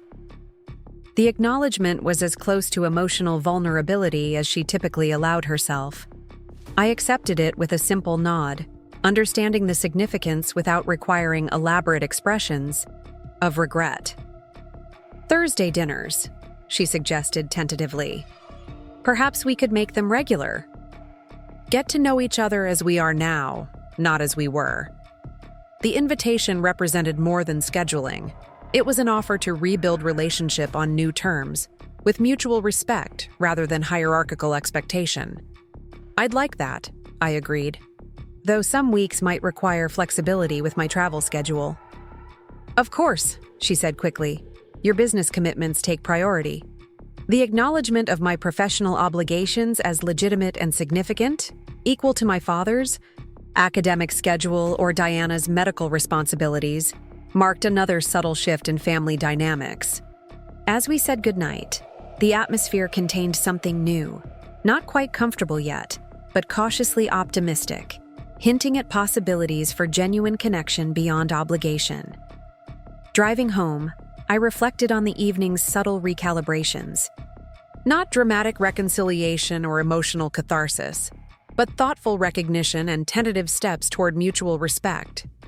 For a family that had always prioritized intellectual acknowledgement over emotional expression, this represented significant progress, perhaps the most authentic form of acceptance they were capable of offering. The following week brought operational normalcy as holiday retail seasons accelerated. I spent Monday and Tuesday visiting our newest acquisitions, Wednesday conducting quarterly performance reviews with district managers, and Thursday preparing for our Pittsburgh expansion strategy, meeting where my father would present his economic analysis as an initial consulting project. The meeting itself proved unexpectedly productive. My father had approached the assignment with characteristic academic thoroughness, analyzing macroeconomic trends in former manufacturing regions alongside specific neighborhood metrics for each potential acquisition site. His economist perspective complemented our retail-focused analysis, providing broader context that strengthened our implementation strategy. More surprising was his willingness to adapt theoretical frameworks based on operational realities explained by our team. When Miguel challenged certain academic assumptions with practical retail experience, my father engaged thoughtfully rather than defensively, integrating frontline insights into his economic models. The collaboration produced a more robust expansion plan than either approach might have developed independently. After the meeting, as team members departed, Miguel lingered behind with a questioning expression. "So," he said when we were alone, "your father's consulting project. Is this a one-time arrangement or something ongoing?" The question was justified given my previous compartmentalization of family and business. "We're discussing a potential advisory role," I explained, focusing on macroeconomic analysis for expansion markets, initially as a consulting arrangement with possible transition to part-time employment as his university commitments wind down. Miguel nodded, absorbing this information. His input today was valuable, he acknowledged. "Just making sure we're hiring the economist, not accommodating a family member." His candor was precisely why our partnership worked so effectively: mutual commitment to business integrity above personal considerations. Strictly merit-based, I assured him. The family reconciliation is separate from professional engagement. If his contributions don't justify compensation, we'll end the arrangement. Fair enough, Miguel agreed. For what it's worth, I think he genuinely gets what we're building here. Not just intellectually, but the purpose behind it. The observation aligned with my own impression. My father's engagement seemed motivated by more than employment necessity or intellectual curiosity. He appeared genuinely interested in understanding the business model's community impact alongside its economic fundamentals. Thursday dinner with my parents became a weekly routine through December and into January, each meeting incrementally more comfortable than the last. Conversations evolved from cautious navigation of past tensions to genuine exchanges about current projects and shared interests. My mother began visiting stores in different neighborhoods, developing particular interest in our community outreach programs. My father's consulting contributions expanded beyond economic analysis to include mentoring our financial team on macroeconomic trend integration. Diana joined occasionally, bringing her fiancé, James, who, despite his neurosurgeon credentials, displayed genuine curiosity about retail operations without condescension. Their wedding planning provided neutral conversation territory as family dynamics continued recalibrating around new understandings and mutual respect. By mid-January, my father's university had finalized early retirement packages. He accepted the transition with less reluctance than anticipated, increasingly engaged by his advisory role with Mitchell Retail Group. What had begun as grudging acknowledgement of my business acumen had evolved into genuine professional respect and collaborative exchange. One Tuesday afternoon, as we reviewed expansion timelines in my office, he paused unexpectedly. "I've been thinking about your management approach," he said. "The regular shift work alongside frontline employees." I nodded, waiting for him to continue. "It reminds me of something from early economic theory, Smith's concept of sympathy as market regulation. The idea that direct experience creates understanding that theoretical knowledge cannot substitute for." He adjusted his glasses, thoughtfully. Modern business education often neglects this principle, emphasizing abstraction over experiential knowledge. Coming from him, this observation represented significant evolution in perspective, acknowledging wisdom in an approach he'd previously dismissed as unnecessary physical labor. It's about removing barriers between decision makers and implementation. Realities, I agreed. particularly important in retail, where small operational details significantly impact customer experience and employee effectiveness. He nodded, then asked unexpectedly, "Would you consider guest lecturing for the business school's executive education program? Sharing your operational philosophy and community integration model? Harold Jensen believes your approach offers valuable counterpoint to prevailing corporate hierarchies." The invitation represented more than professional recognition. It acknowledged educational value in my self-taught methodology, legitimizing paths to expertise beyond traditional academic credentials. Coming from my father, who had spent decades prioritizing formal education above practical experience, the request signified profound reassessment of value systems. "I'd be happy to," I agreed, though my presentation style might differ from academic norms. "That's precisely the point," he replied with unexpected enthusiasm. "These executives have had enough theory. They need practical wisdom from someone. Building sustainable community-integrated business models while they've been chasing quarterly projections." His characterization of corporate leadership limitations, particularly coming from someone who had previously idealized traditional success markers, surprised and amused me. "You've become quite the critic of conventional business approaches," I observed. "Seeing alternatives in action changes perspective," he acknowledged. "Your operational model challenges assumptions I've taught for decades about organizational hierarchy and leadership distance. It's uncomfortable but necessary recalibration." The admission, acknowledging legitimate challenges to his long-held beliefs, represented significant growth in intellectual flexibility. As we returned to expansion planning, I recognized how our relationship had evolved from hierarchical parent-child dynamics toward collaborative peers with different expertise and mutual respect. February brought heavy snow and finalization of our Pittsburgh acquisitions. As closing documents were prepared, Miguel suggested we extend my father's consulting arrangement into ongoing advisory capacity, citing valuable contributions to our expansion strategy. The recommendation, coming from my most objective and demanding colleague, confirmed that my father's involvement had transcended family accommodation to provide genuine business value. The Pittsburgh closings required my presence for several days, during which my mother unexpectedly asked to join me. "I'd like to see the process," she explained when I expressed surprise at her interest. "Understanding how these acquisitions work would help me grasp the full scope of your operation."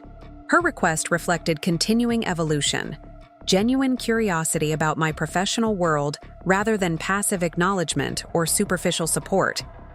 During the 3-day trip, she observed meetings with sellers, property inspections, and community, assessments with thoughtful attention, asking increasingly perceptive questions about neighborhood integration strategies and operational transition plans. On our final evening, as we dined at a small restaurant near our hotel, she commented, "You're remarkably calm through these negotiations, confident without being aggressive, thorough without being pedantic." The observation seemed to surprise her, as if she was seeing aspects of my professional capacity for the first time, despite months of reconciliation. "These transactions aren't adversarial," I explained. "We're acquiring struggling properties with potential, creating continuity for communities while improving operational viability. Everyone benefits from thoughtful transitions." She nodded, considering this perspective. "Different from hospital administration negotiations, where departmental resources often feel zero-sum." She sipped her wine reflectively. "Your approach reminds me of your grandfather, actually. My father's hardware store was similar. Less about transactions, more about community service through commerce." The comparison startled me. My maternal grandfather had died when I was young. His neighborhood hardware store sold shortly after his passing. My mother rarely mentioned him or his business, focusing instead on her own professional advancement in healthcare administration. "I never made that connection," I said carefully. "You didn't talk much about his store." She sighed, setting down her glass. I wanted different opportunities than small retail offered. More professional advancement, less physical labor. I associated his store with limitations rather than service. She smiled ruefully. Ironic that you've built something that honors his approach on a scale he couldn't have imagined. The revelation added new context to her previous dismissal of my retail career, perhaps rooted in complicated feelings about her own father's work, rather than simply status consciousness. Tell me about his store, I prompted, realizing how little I knew about this aspect of family history. She described a neighborhood hardware shop that functioned as community hub beyond its commercial purpose, offering practical advice alongside products, extending credit during difficult times, serving as informal gathering space for local residents. The description contained striking parallels to my own business philosophy, suggesting inherited values I'd never consciously recognized. He would have been incredibly proud of what you've built, she said finally. I should have seen the connection sooner, recognized the legacy you were extending rather than focusing on paths not taken. The acknowledgement contained both apology and recognition, seeing me within broader family continuity rather than as deviation from expected trajectories. We spent the remainder of dinner exploring these connections, my mother sharing stories about her father's business approach that resonated surprisingly with my own developed philosophies. Returning home from Pittsburgh, I found myself contemplating these unexpected lineage connections while preparing for the upcoming executive education lecture my father had arranged. The presentation required distilling complex business philosophy into communicable principles for leaders steeped in conventional corporate approaches. I structured the lecture around practical case studies rather than theoretical frameworks, highlighting specific operational decisions that prioritized community integration, employee development, and sustainable growth over traditional metrics. The approach seemed most authentic to both my business methodology and learning style. Practical application illuminating underlying principles rather than abstract concepts seeking implementation. The evening before the presentation, Diana called unexpectedly. Heard you're making your professorial debut tomorrow, she teased. Nervous about stepping into Dad's academic world? Not nervous, I clarified. Just making sure my approach translates effectively for audience expectations. These executives are accustomed to theory-heavy presentations with conventional business metrics. While you're bringing practical wisdom from actually building something, Diana noted. That's precisely what makes it valuable, Beck. You're not offering another academic framework. You're sharing functional reality from sustained implementation. Her perspective, prioritizing practical application over theoretical models, represented significant evolution from the academic-centric value system we'd been raised with. When did you become such an advocate for experiential knowledge? I asked, genuinely curious about her shifted perspective. She laughed softly. Probably around my third year of residency, when I realized how much medical school hadn't prepared me for actual patient care. The professors who commanded most respect weren't the ones with impressive publication records. They were the ones who still worked regular clinical rotations and understood practice realities. The parallel to my store shift philosophy was striking, another connection between our seemingly different professional worlds. Maintaining implementation-level perspective regardless of organizational position, I observed. Exactly. It's why your approach matters, especially to these executives who've likely lost touch with operational realities. She paused briefly. Mom mentioned you're both back from Pittsburgh. Successful closings? Very. We acquired 6 properties with significant community integration potential. Transition teams start next week. And Mom actually went with you? For property acquisitions? She wanted to understand the process, I confirmed. She was surprisingly engaged throughout, asked thoughtful questions, observed negotiations, even toured neighborhoods for community assessment. Diana made an impressed sound. Remarkable evolution from the woman who once dismissed retail as temporary employment beneath your capabilities. She made an interesting connection, I added, sharing our conversation about our grandfather's hardware store and previously unrecognized legacy connections. "That explains so much," Diana murmured. Her reaction to your career choice was always disproportionately emotional for someone usually so pragmatic. If she was working through complicated feelings about Grandpa's store rather than just status considerations. The insight added helpful context to family dynamics we'd both navigated. Our mother's reaction to my retail career potentially reflecting unresolved feelings about her own father's work rather than simply dismissal of its value. Family patterns run deeper than we recognize, I observed. Speaking of family patterns, Diana segued, James and I were hoping you'd consider joining the wedding planning committee. We're rethinking some traditional elements and your perspective would be valuable. The invitation represented more than practical assistance.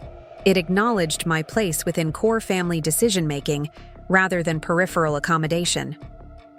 I'd be happy to help, I agreed. Though I should warn you, my aesthetic runs toward practical functionality rather than ceremonial display. That's precisely why we want your input, Diana laughed. To balance Mom's increasing enthusiasm for elaborate traditions neither James nor I particularly value. Our conversation continued into wedding specifics, comfortable and collaborative, in ways that would have seemed impossible just months earlier. As we concluded the call, Diana added, I'm coming tomorrow, by the way, to your lecture. Wouldn't miss seeing you shake up Dad's academic world with actual business wisdom. Her support, prioritizing my presentation over busy surgical responsibilities, reflected genuine interest rather than obligatory appearance. Another small indication of recalibrated family relationships based on mutual respect rather than hierarchical expectations. The lecture itself exceeded expectations, drawing unexpectedly large attendance beyond the registered executive education participants. My father had apparently promoted the session throughout the business school, resulting in faculty, graduate students, and additional business leaders filling available seats. Rather than traditional podium presentation, I arranged the space conversationally, integrating actual operational tools and community feedback mechanisms from our stores. The approach initially surprised attendees accustomed to formal academic delivery, but quickly engaged them in practical application rather than theoretical abstraction. Conventional retail metrics prioritize transactions over relationships, I explained midway through the session. But sustainable community commerce requires inverting that hierarchy, measuring relationship development that generates transactions, rather than transaction volume divorced from relationship context. I displayed comparative data from traditional retail operations versus our community integration model, highlighting long-term sustainability metrics alongside immediate revenue indicators. The executives leaned forward, many taking notes as I outlined practical implementation strategies for their own organizations. Most corporate disconnection from operational reality isn't malicious, I continued. It's structural. Systems designed to buffer leadership from implementation challenges rather than immerse them in frontline realities. Regular shift work isn't just symbolic leadership, it's necessary immersion in actualization contexts that reports and presentations can never adequately convey. Questions following the presentation reflected genuine engagement rather than academic posturing or theoretical challenges. Business leaders requested specific implementation guidance. Faculty members inquired about research collaboration opportunities, and students sought mentorship connections, all recognizing practical value in approaches developed outside traditional academic pathways. My father observed from the back of the room, his expression containing something I'd rarely witnessed directed toward me. Unmistakable pride. Not the conditional approval I'd sought throughout childhood, but genuine recognition of contribution and impact. When the formal session concluded, he approached as attendees gathered around with continued questions.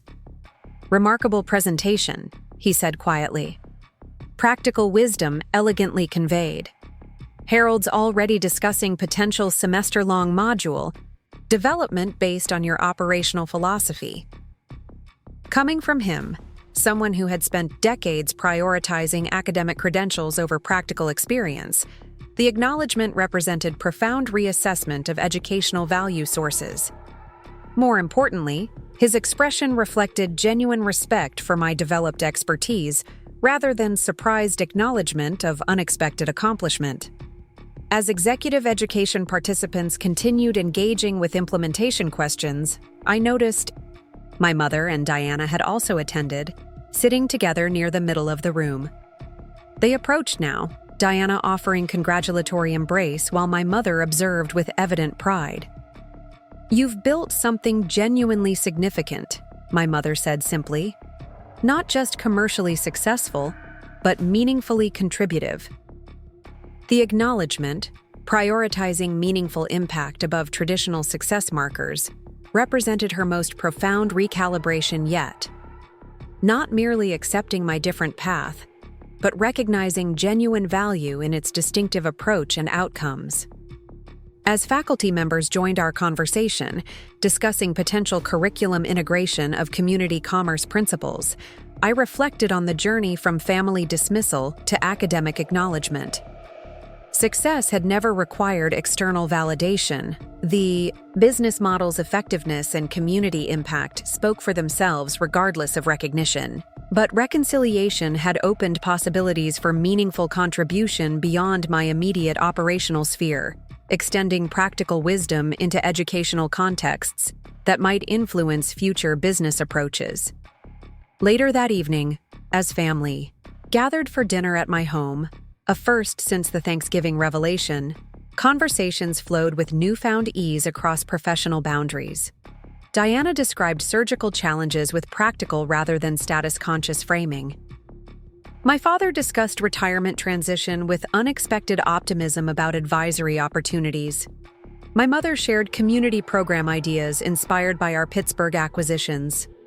The atmosphere contained something previously absent from family gatherings, mutual respect across different paths rather than hierarchical evaluation against predetermined metrics. Not perfect reconciliation or complete understanding, but genuine appreciation for distinctive contributions and shared values expressed through different professional contexts. As I prepared coffee in the kitchen, Diana joined me, leaning against the counter with thoughtful expression. "You know what's changed?" she observed quietly. "They're finally seeing the substance rather than the form, the meaningful impact rather than superficial markers." Her insight captured the essential transformation in family dynamics, moving beyond appearance-based evaluation toward recognizing genuine contribution regardless of traditional status indicators. "It's all I ever wanted," I acknowledged. Not approval or admiration, just recognition that different paths can create legitimate value. Diana nodded, understanding this fundamental desire that had shaped both our journeys despite different expressions. "Your lecture today, watching those executives absorb practical wisdom from someone they'd have overlooked based on credentials alone, it was transformative for more than just our family perspectives." Her observation highlighted broader implications, beyond personal reconciliation, challenging prevailing assumptions about success markers, leadership approaches, and knowledge validation within business contexts generally. Perhaps the most meaningful outcome of our family's recalibration was this expanded influence potential, extending practical wisdom into systems that might benefit from alternative perspectives. As we rejoined the others, conversations continued evolving across previously separate spheres. Retail operations informing medical practice considerations, economic theory adapting to community implementation realities, healthcare administration, finding parallels with neighborhood commerce approaches. Not perfect understanding or complete integration, but genuine exchange across distinctive contexts with mutual respect rather than hierarchical evaluation. The evening represented neither ending nor resolution. Family relationships continue evolving through ongoing interaction, rather than reaching fixed completion points. But it offered meaningful progress from where we'd begun, Movement from dismissal toward recognition, from hierarchy toward mutuality, from predetermined metrics toward authentic appreciation. Success doesn't require external validation to create meaningful impact. But reconciliation opens possibilities for expanded contribution beyond immediate operational contexts, allowing distinctive wisdom to influence broader systems that might benefit from alternative perspectives. Not the point of the journey, perhaps, but a worthwhile destination nonetheless. Spring arrived in Lakewood with tender green buds and renewed energy across our retail operations. The Pittsburgh expansion had exceeded projections, with all 6 locations now fully integrated into the Mitchell Retail Group operational model. Community response had been overwhelmingly positive, particularly in previously underserved neighborhoods where our stores provided both essential products and community connection points. My father's role had evolved from initial consulting into a formal position as economic strategy advisor, working 3 days weekly while completing his university transition. His academic perspective complemented our practical approach, bringing macroeconomic context to neighborhood-level implementations. More surprisingly, he'd embraced the hands-on operational philosophy that had initially confused him, now spending 1 day monthly working actual shifts alongside employees at various locations. "I understand your methodology now," he'd explained, after his first full shift stocking shelves at our Elyria location. "There are insights available through direct engagement that no amount of data analysis could reveal." Coming from someone who had built his career on quantitative economic models, this represented profound evolution in perspective. My mother had found her own connection points with the business, volunteering with our community outreach programs, and helping develop expanded services for elderly customers. She'd become particularly engaged with our senior nutrition initiatives, drawing on healthcare administration experience to create partnerships with local providers for in-store health, screenings, and nutrition counseling. These family collaborations had emerged organically, without forced integration or artificial roles. Genuine engagement based on authentic interest and complementary expertise rather than obligation or performance. The evolution felt sustainable, precisely because it remained grounded in mutual respect for distinctive contributions rather than hierarchical evaluation. Diana's wedding preparations provided another unexpected avenue for recalibrated family dynamics. As promised, I'd joined the planning committee, offering practical perspectives that balanced traditional expectations with authentic preferences. My experience creating functional, welcoming retail environments transferred surprisingly well to event planning contexts, focusing on guest experience, operational flow, and meaningful interactions rather than symbolic displays. "You've completely transformed our approach," Diana commented during a planning session at my home, reviewing revised reception layouts I'd created. "We've gone from anxious obligation to actually anticipating the experience." James, her fiancé, nodded agreement. "The medical community expects certain wedding traditions that neither of us particularly value," he explained. "Your practical redesigns maintain social requirements while creating an event we'll actually enjoy." Their appreciation reflected growing recognition that my retail expertise contained transferable wisdom beyond specific commercial contexts, practical problem-solving applicable across various situations, requiring thoughtful space design and experience optimization. Even my mother, initially attached to traditional wedding formalities, had begun embracing more innovative approaches. "Rebecca's community-centered perspective makes sense," she acknowledged during family dinner, creating genuine connection opportunities rather than mere ceremonial performance. These small acknowledgments, recognizing applicable value in my developed expertise, continued healing long-established family patterns of dismissal and hierarchy. Not through dramatic confrontations or emotional declarations, but through practical demonstration of transferable wisdom across different contexts. As April flowers emerged, an unexpected opportunity arose that further challenged established family assumptions about success paths and recognition. Harvard Business Review contacted me requesting an interview for their Innovative Leadership series, having learned about Mitchell Retail Group through the executive education lecture that had generated unexpected academic interest. The interview request, forwarded by my assistant with appropriate professional detachment, represented the kind of external validation my parents had always prioritized: recognition from established institutions with unquestioned credibility. Yet I found myself evaluating the opportunity through entirely different criteria than family legacy might have suggested. "Does this serve our operational objectives?" I asked Miguel during our weekly strategy meeting. "Or merely provide prestige without practical benefit?" He considered the question with characteristic thoroughness. "Both, potentially. Academic recognition doesn't directly advance neighborhood implementation, but expanded visibility could facilitate future community partnerships and municipal collaborations. It's worth measuring opportunity costs against potential benefits." His analysis aligned with my developing thoughts, evaluating external recognition not through status considerations, but through practical impact potential. After thoughtful consideration, I accepted the interview request with specific parameters focusing on operational models and community integration, rather than personal narrative or leadership philosophy. The Harvard Business Review writer visited over 2 days, observing actual operations across multiple locations rather than conducting traditional office interviews. She accompanied me during regular floor shifts, attended community partnership meetings, and observed employee development sessions that formed the core of our operational approach. "This is remarkably different from typical executive profiles," she commented as we restocked cereal displays together during a morning shift. "Most leaders I interview haven't touched actual products or engaged directly with customers in years, sometimes decades."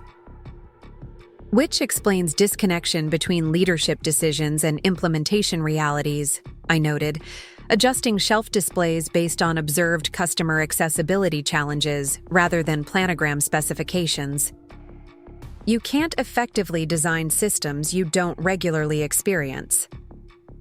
Her resulting article, titled "Proximity Leadership: Retail Reinvention Through Operational Immersion," focused on methodological innovation rather than personal achievement, examining business model effectiveness through community impact metrics rather than conventional success markers.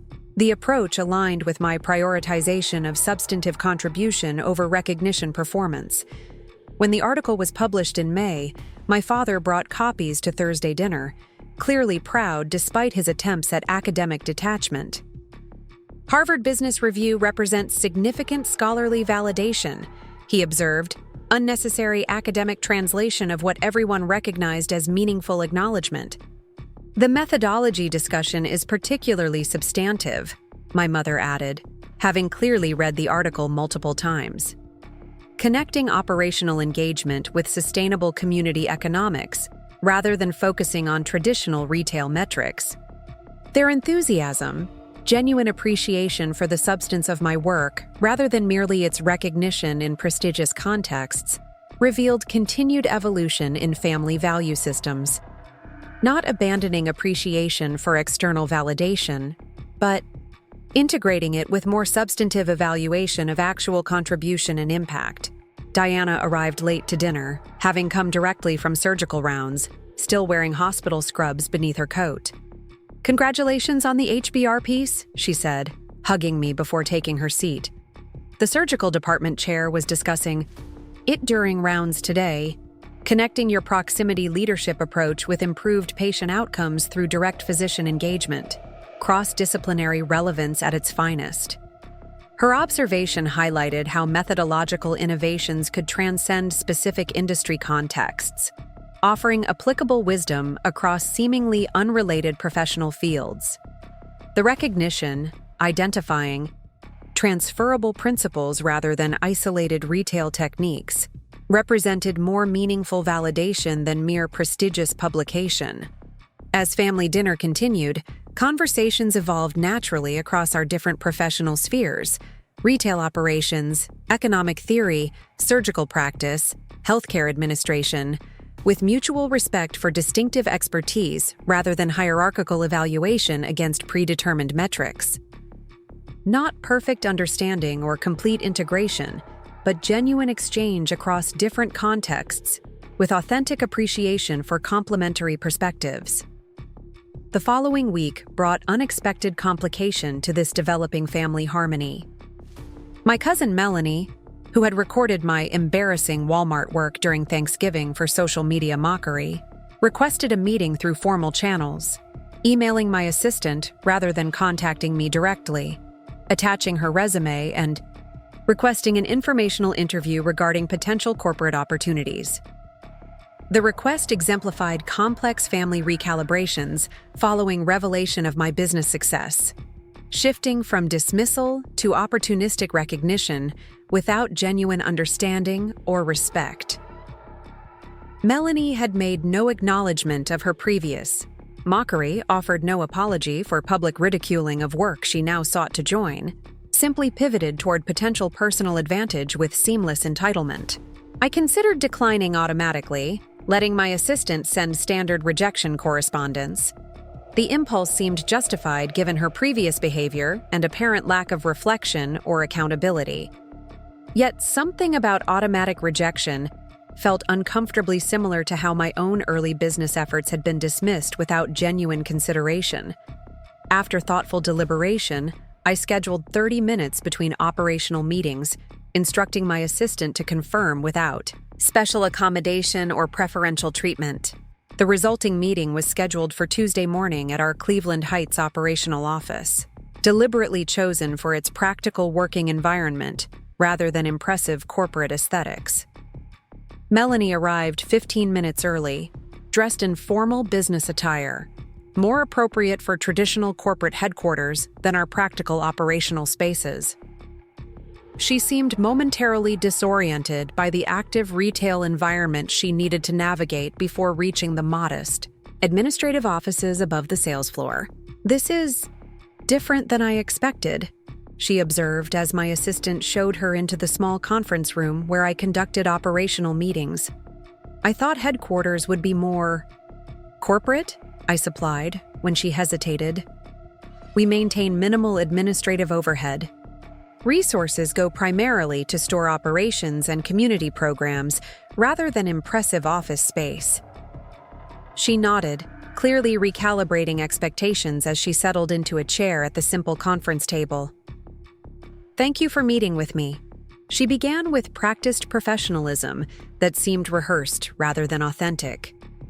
"I've been following Mitchell Retail Group's expansion with great interest, particularly after learning about your innovative operational approach." The careful phrasing, diplomatically avoiding acknowledgement of previous mockery or family connection, reflected calculation rather than genuine engagement. I nodded, allowing her to continue her prepared presentation without interruption. "My communications degree and social media experience would bring valuable perspective to your corporate marketing initiatives," she continued, sliding a portfolio across the table. "I've prepared some preliminary concepts for expanding your digital footprint and elevating brand positioning across emerging platforms." I reviewed her materials briefly. Conventional corporate marketing approaches emphasizing brand aesthetics and promotional messaging rather than community integration or practical service. The proposals reflected fundamental misunderstanding of our operational philosophy, prioritizing appearance over substance in precisely the ways our business model deliberately avoided. "These are very professional presentations," I acknowledged, closing the portfolio. "But they reflect corporate marketing principles rather than community commerce approaches. Our operational model prioritizes practical service and neighborhood integration over brand positioning or promotional messaging." Melanie frowned slightly, clearly prepared for different response. "But every successful business needs strong marketing presence. Your stores could have much more impressive social media engagement with proper strategy." "Our measures of success differ from conventional metrics," I explained. "We track community, impact indicators alongside financial performance, improved food access in underserved neighborhoods, job creation with sustainable compensation, local economic circulation rather than extraction. These priorities shape our communication approaches quite differently than traditional corporate marketing. Her expression revealed continued confusion, the disconnect between conventional success markers and our alternative evaluation frameworks. But the Harvard Business Review article, surely that demonstrates the importance of prestigious recognition and brand elevation. The comment revealed her fundamental misreading of both the article's substance and our operational philosophy, focusing on status indicators rather than methodological innovations the piece had actually examined. The HBR piece focused on our proximity leadership methodology and community economic impact, I clarified, not traditional brand positioning or corporate status markers. Melanie shifted uncomfortably, her prepared approach clearly not yielding expected results. After brief hesitation, she abandoned professional pretense for more direct appeal. Look, I know things were awkward at Thanksgiving. I didn't understand what you were building then, but I've learned a lot since, and I really need this opportunity. My student loans are overwhelming, and entry-level communications positions barely cover rent. The honest acknowledgement, though still focused on personal need rather than genuine interest in our work, offered potential opening for more authentic conversation. What specifically interests you about our operational approach? I asked, offering opportunity to demonstrate understanding beyond employment necessity. She hesitated, clearly unprepared for substantive discussion of business philosophy. Well, it's clearly successful, she managed finally. The expansion into Pittsburgh, the Harvard recognition. You've built something impressive that any communications professional would want to represent. The response confirmed continued focus on appearance metrics rather than operational substance, prioritizing association with success rather than contribution to meaningful impact. Yet her financial vulnerability seemed genuine, her need for sustainable employment authentic, despite misaligned understanding of our organizational values. We don't currently have corporate communications positions, I explained, because we don't maintain conventional corporate structure. Our communication functions are integrated within operational teams, focusing on neighborhood engagement and practical service information rather than brand positioning. Her disappointment was evident, though she attempted to maintain professional composure. I understand. Thank you for considering my application. As she gathered her materials to leave, I made decision balancing accountability with opportunity, acknowledging her previous behavior while offering potential growth path rather than permanent dismissal. We do have entry-level operations positions at several locations, I noted. Starting with actual store functions provides essential understanding of our business model that informs all subsequent roles, including eventual communications responsibilities. Melanie looked up, surprise evident in her expression. You mean working in the stores, like stocking shelves and operating registers? Exactly, I confirmed. The same work you recorded and mocked at Thanksgiving. The foundational operations. That every team member, regardless of eventual responsibility, needs to understand through direct experience rather than abstract observation. Her face flushed with recognition of the implicit accountability in the offer, acknowledging previous dismissal while providing opportunity to demonstrate genuine interest through practical engagement rather than status positioning. I don't have retail experience, she said finally. Few people do initially, I observed.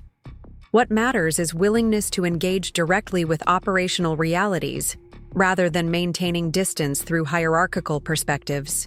If you're genuinely interested in our organization, understanding begins with practical implementation rather than corporate abstraction. The choice presented represented more than employment consideration, offering opportunity for substantive recalibration beyond superficial pivoting toward advantage. Not forcing apology or manufacturing reconciliation, but creating space for demonstrated growth through practical engagement, rather than performative positioning. I'll think about it, she said finally, clearly processing implications beyond Immediate employment considerations. Thank you for being willing to consider me at all, given everything. The acknowledgement, while not explicit apology, represented initial recognition of previous behavior's inappropriateness. Not complete accountability, but tentative step toward potential recalibration if supported by subsequent actions rather than mere words. After Melanie departed, I returned to operational meetings and store visits that comprised my regular Tuesday schedule, the interactions settling into broader context of family recalibrations following status disruption. Some relationships had evolved toward genuine understanding and mutual respect, while others remained potentially transactional, requiring demonstrated growth rather than assumed reconciliation. That evening, Diana called with wedding planning, updates, and obvious curiosity about Melanie's visit, which had apparently generated family discussion. "So you offered her a store position rather than corporate role," she confirmed after I summarized the interaction. "That's both perfectly appropriate and deliciously poetic." Her characterization made me smile despite professional emphasis on organizational integrity above personal considerations. "It's our standard entry path, regardless of eventual responsibilities," I explained. "Understanding operational realities through direct engagement rather than abstract observation. The same principle that transformed Dad's perspective when he actually worked shifts," Diana noted. "Experiential knowledge challenging theoretical assumptions through practical implementation." Her observation highlighted consistent methodological application across different contexts, maintaining operational principles despite personal relationships or status considerations. "She seemed surprised by the suggestion," I acknowledged. "Of course she was," Diana laughed. "She wanted immediate corporate status without understanding the substance of what you've built. The opportunity you've offered is far more valuable. Chance to develop authentic understanding rather than superficial association." The conversation shifted to wedding preparations, family dynamics, and professional developments across our different spheres. As we concluded the call, Diana added thoughtful observation that captured essential transformation in family perspectives following months of recalibration. "You know what's most remarkable?" she said. "Not just that they recognize your success now, but that they're beginning to understand your definition of success itself. Not just acknowledging achievement within conventional metrics, but recognizing alternative frameworks for evaluating contribution and impact." Her insight identified the most meaningful evolution in family dynamics, moving beyond mere acknowledgement of accomplishment toward genuine engagement with different value systems and evaluation frameworks, not just accepting different paths toward common destinations, but recognizing legitimate alternative destinations themselves. The following weeks brought continued operational focus as summer approached. Our Pittsburgh locations stabilized into established community fixtures, neighborhood relationships deepening beyond transactional interactions toward genuine integration. Planning began for potential Chicago expansion, applying lessons from previous growth phases toward more refined implementation strategies.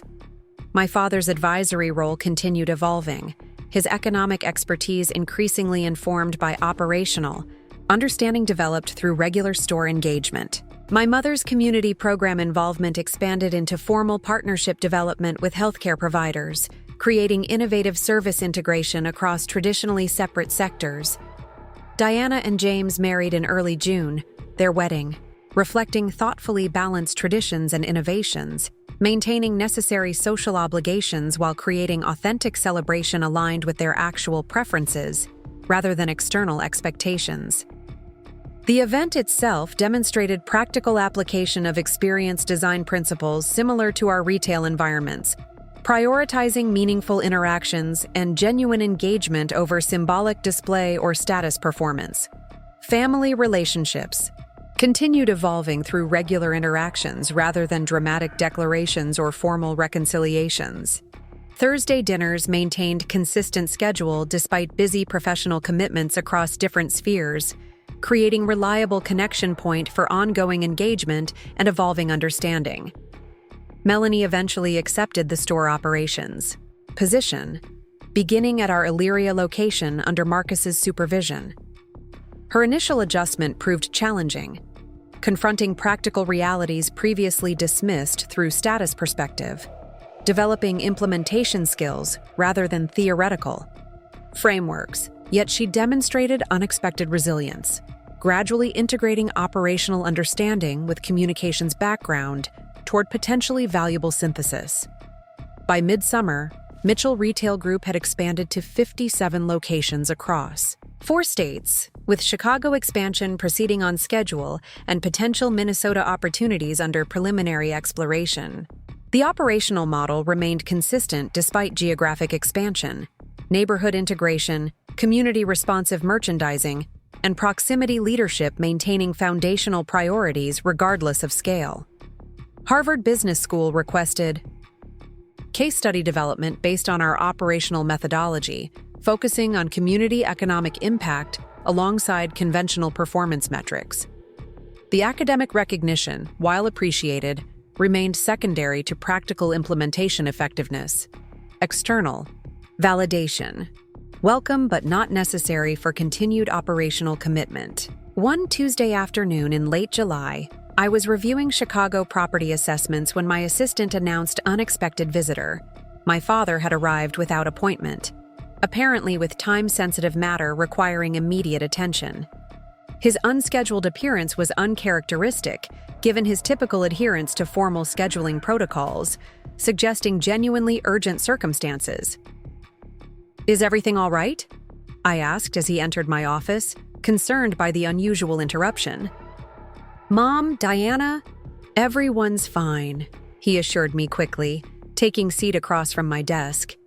This is professional rather than personal, though admittedly without proper appointment. His formal demeanor, characteristic academic precision despite obvious excitement, both relieved immediate concern and provoked curiosity about the unusual visit. "What's happening?" I prompted when he seemed momentarily lost in thought. "The business school's executive education committee contacted me this morning," he explained, removing folder from his briefcase. "They're developing new curriculum, focused on community-integrated commerce based largely on your operational model. They're requesting your participation as program co-director alongside Professor Jensen." The invitation represented significant academic recognition. Prestigious institution acknowledging practical methodology developed outside traditional educational pathways as worthy of formal curriculum integration. Yet my father's excitement seemed disproportionate even given his academic background and recent engagement with our business approach. "That's certainly flattering," I acknowledged, "though my schedule may not accommodate substantial teaching responsibilities alongside operational obligations. The position would be structured around your availability," he clarified. "Quarterly intensive sessions rather than weekly classes, with curriculum development assistance from doctoral candidates.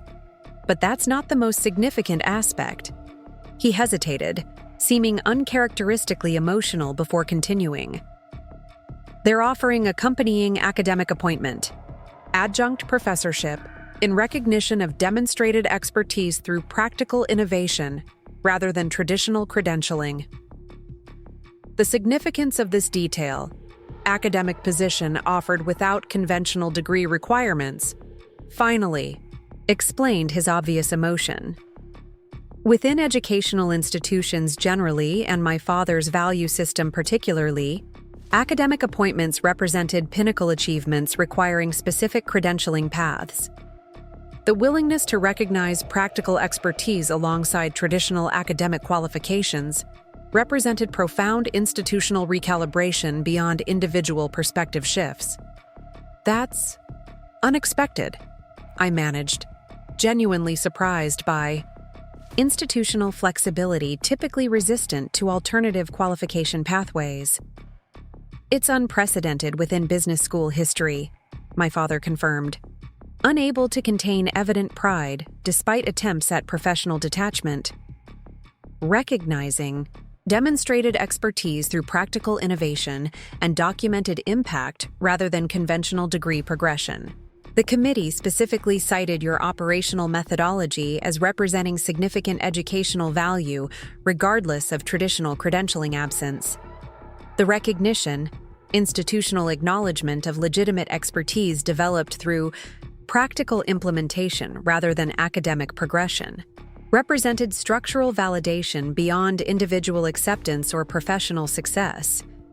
Not merely personal achievement within alternative frameworks, but system-level recognition of alternative frameworks themselves as legitimate paths toward recognized expertise. Harvard Business School offering academic appointment to someone who never completed undergraduate degree, my father continued, shaking his head with mixture of amazement and pride. Institutional acknowledgement that legitimate expertise can develop through multiple pathways rather than exclusively through traditional academic progression. The validation clearly held particular significance for him. Former professor witnessing prestigious academic institution recognize alternative expertise development, contradicting systems he'd previously defended as exclusively legitimate. Not merely personal acceptance of different path, but structural validation of alternative framework he'd spent career within. I'll need to consider practical feasibility, I noted, maintaining operational focus despite undeniable significance of institutional recognition. Teaching responsibilities would need integration with existing operational obligations rather than compromising core business commitments. My father nodded understanding, having witnessed firsthand my prioritization of practical implementation above recognition markers. Of course, the committee understands your operational commitments remain primary. The curriculum structure would accommodate your existing responsibilities rather than requiring traditional academic engagement patterns. We discussed practical implementation details, quarterly intensive sessions, curriculum development assistance, operational site visits replacing conventional classroom environments, with genuine collaboration across our different expertise domains. Not hierarchical evaluation or compartmentalized knowledge, but integrated perspectives toward comprehensive understanding. As conversation concluded, my father hesitated before adding final observation that captured essential transformation in both personal perspective and institutional frameworks. When you chose retail path over university progression, I assumed closed doors rather than alternative opportunities, he acknowledged. I couldn't envision prestigious recognition developing through routes other than those I'd personally traveled and professionally defended. The admission, acknowledging previous limitations in perspective rather than merely celebrating current recognition, represented genuine evolution beyond superficial acceptance toward substantive understanding. Not merely pride in achievement despite different path, but recognition of legitimate alternative paths themselves toward meaningful contribution and institutional validation.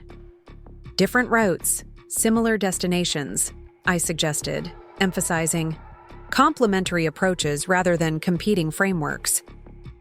Not even similar destinations, he corrected thoughtfully. Entirely different objectives achieved through distinctive methodologies. What's remarkable isn't achieving traditional success through unconventional means, but redefining success metrics themselves through alternative frameworks. His observation captured the most meaningful transformation, not merely accepting different paths toward common destinations, but recognizing legitimate alternative destinations themselves as worthy objectives. Not hierarchical evaluation against predetermined metrics, but genuine appreciation for distinctive contributions through different methodological approaches. As summer progressed toward fall, operational focus remained primary while academic engagement developed as complementary rather than competing commitment. The executive education curriculum took shape through collaborative development, integrating practical implementation with theoretical frameworks toward comprehensive understanding of community-integrated commerce principles. Family relationships continued evolving through consistent engagement rather than dramatic reconciliations, regular dinners, casual interactions, and professional collaborations creating sustained connection across different spheres. Not perfect, understanding, or complete integration, but genuine respect for distinctive contributions and complementary perspectives. Diana and James settled into married life while maintaining demanding medical careers, finding balance through practical approaches similar to retail operational efficiency, prioritizing meaningful engagement over symbolic performance, substance over appearance. Our conversations increasingly revealed parallels between seemingly different professional worlds. Proximity leadership in retail contexts, mirroring direct patient engagement in medical environments. My mother's community program involvement evolved into formal healthcare integration initiatives, creating innovative service delivery through retail environments traditionally separated from medical contexts. Her professional background combined with retail operational understanding produced unique synthesis benefiting both sectors through collaborative rather than competitive frameworks. Melanie progressed through initial operational positions toward potential specialized role, combining communications background with developed store understanding, her perspective evolving through practical engagement rather than theoretical framework. Not dramatic transformation or complete recalibration, but gradual integration of different knowledge domains through experiential rather than abstract learning. Mitchell Retail Group continued expanding thoughtfully, maintaining community, responsive approach despite increasing scale and geographic distribution. The operational model, proximity leadership, neighborhood integration, practical service orientation, remained consistent foundation regardless of expansion pace or recognition achievements. Success never required external validation to create meaningful impact. But reconciliation opened possibilities for expanded contribution beyond immediate operational contexts, allowing distinctive wisdom to influence broader systems that might benefit from alternative perspectives. Not the point of the journey, perhaps, but worthwhile destination nonetheless. Recognition ultimately matters less than contribution. Institutional validation less significant than community impact, prestigious acknowledgement less meaningful than practical service. Yet, when systems previously closed to alternative approaches begin recognizing legitimate expertise developed through unconventional paths, opportunities emerge for expanded influence beyond immediate operational spheres. Different routes, different destinations, equal legitimacy. Complementary wisdom. This understanding, recognizing multiple valid paths toward meaningful contribution rather than hierarchical evaluation against predetermined metrics, represents genuine evolution beyond superficial acceptance toward substantive appreciation for diverse approaches toward shared human flourishing. Not perfect reconciliation or complete understanding, but genuine progress toward mutual respect across different contexts with authentic appreciation for complementary perspectives. Not final destination, but meaningful milestone in continuing journey toward expanded understanding and integrated wisdom across seemingly separate domains. Up next, you've got 2 more standout stories right on your screen. If this one hit the mark, you won't want to pass these up. Just click and check them out!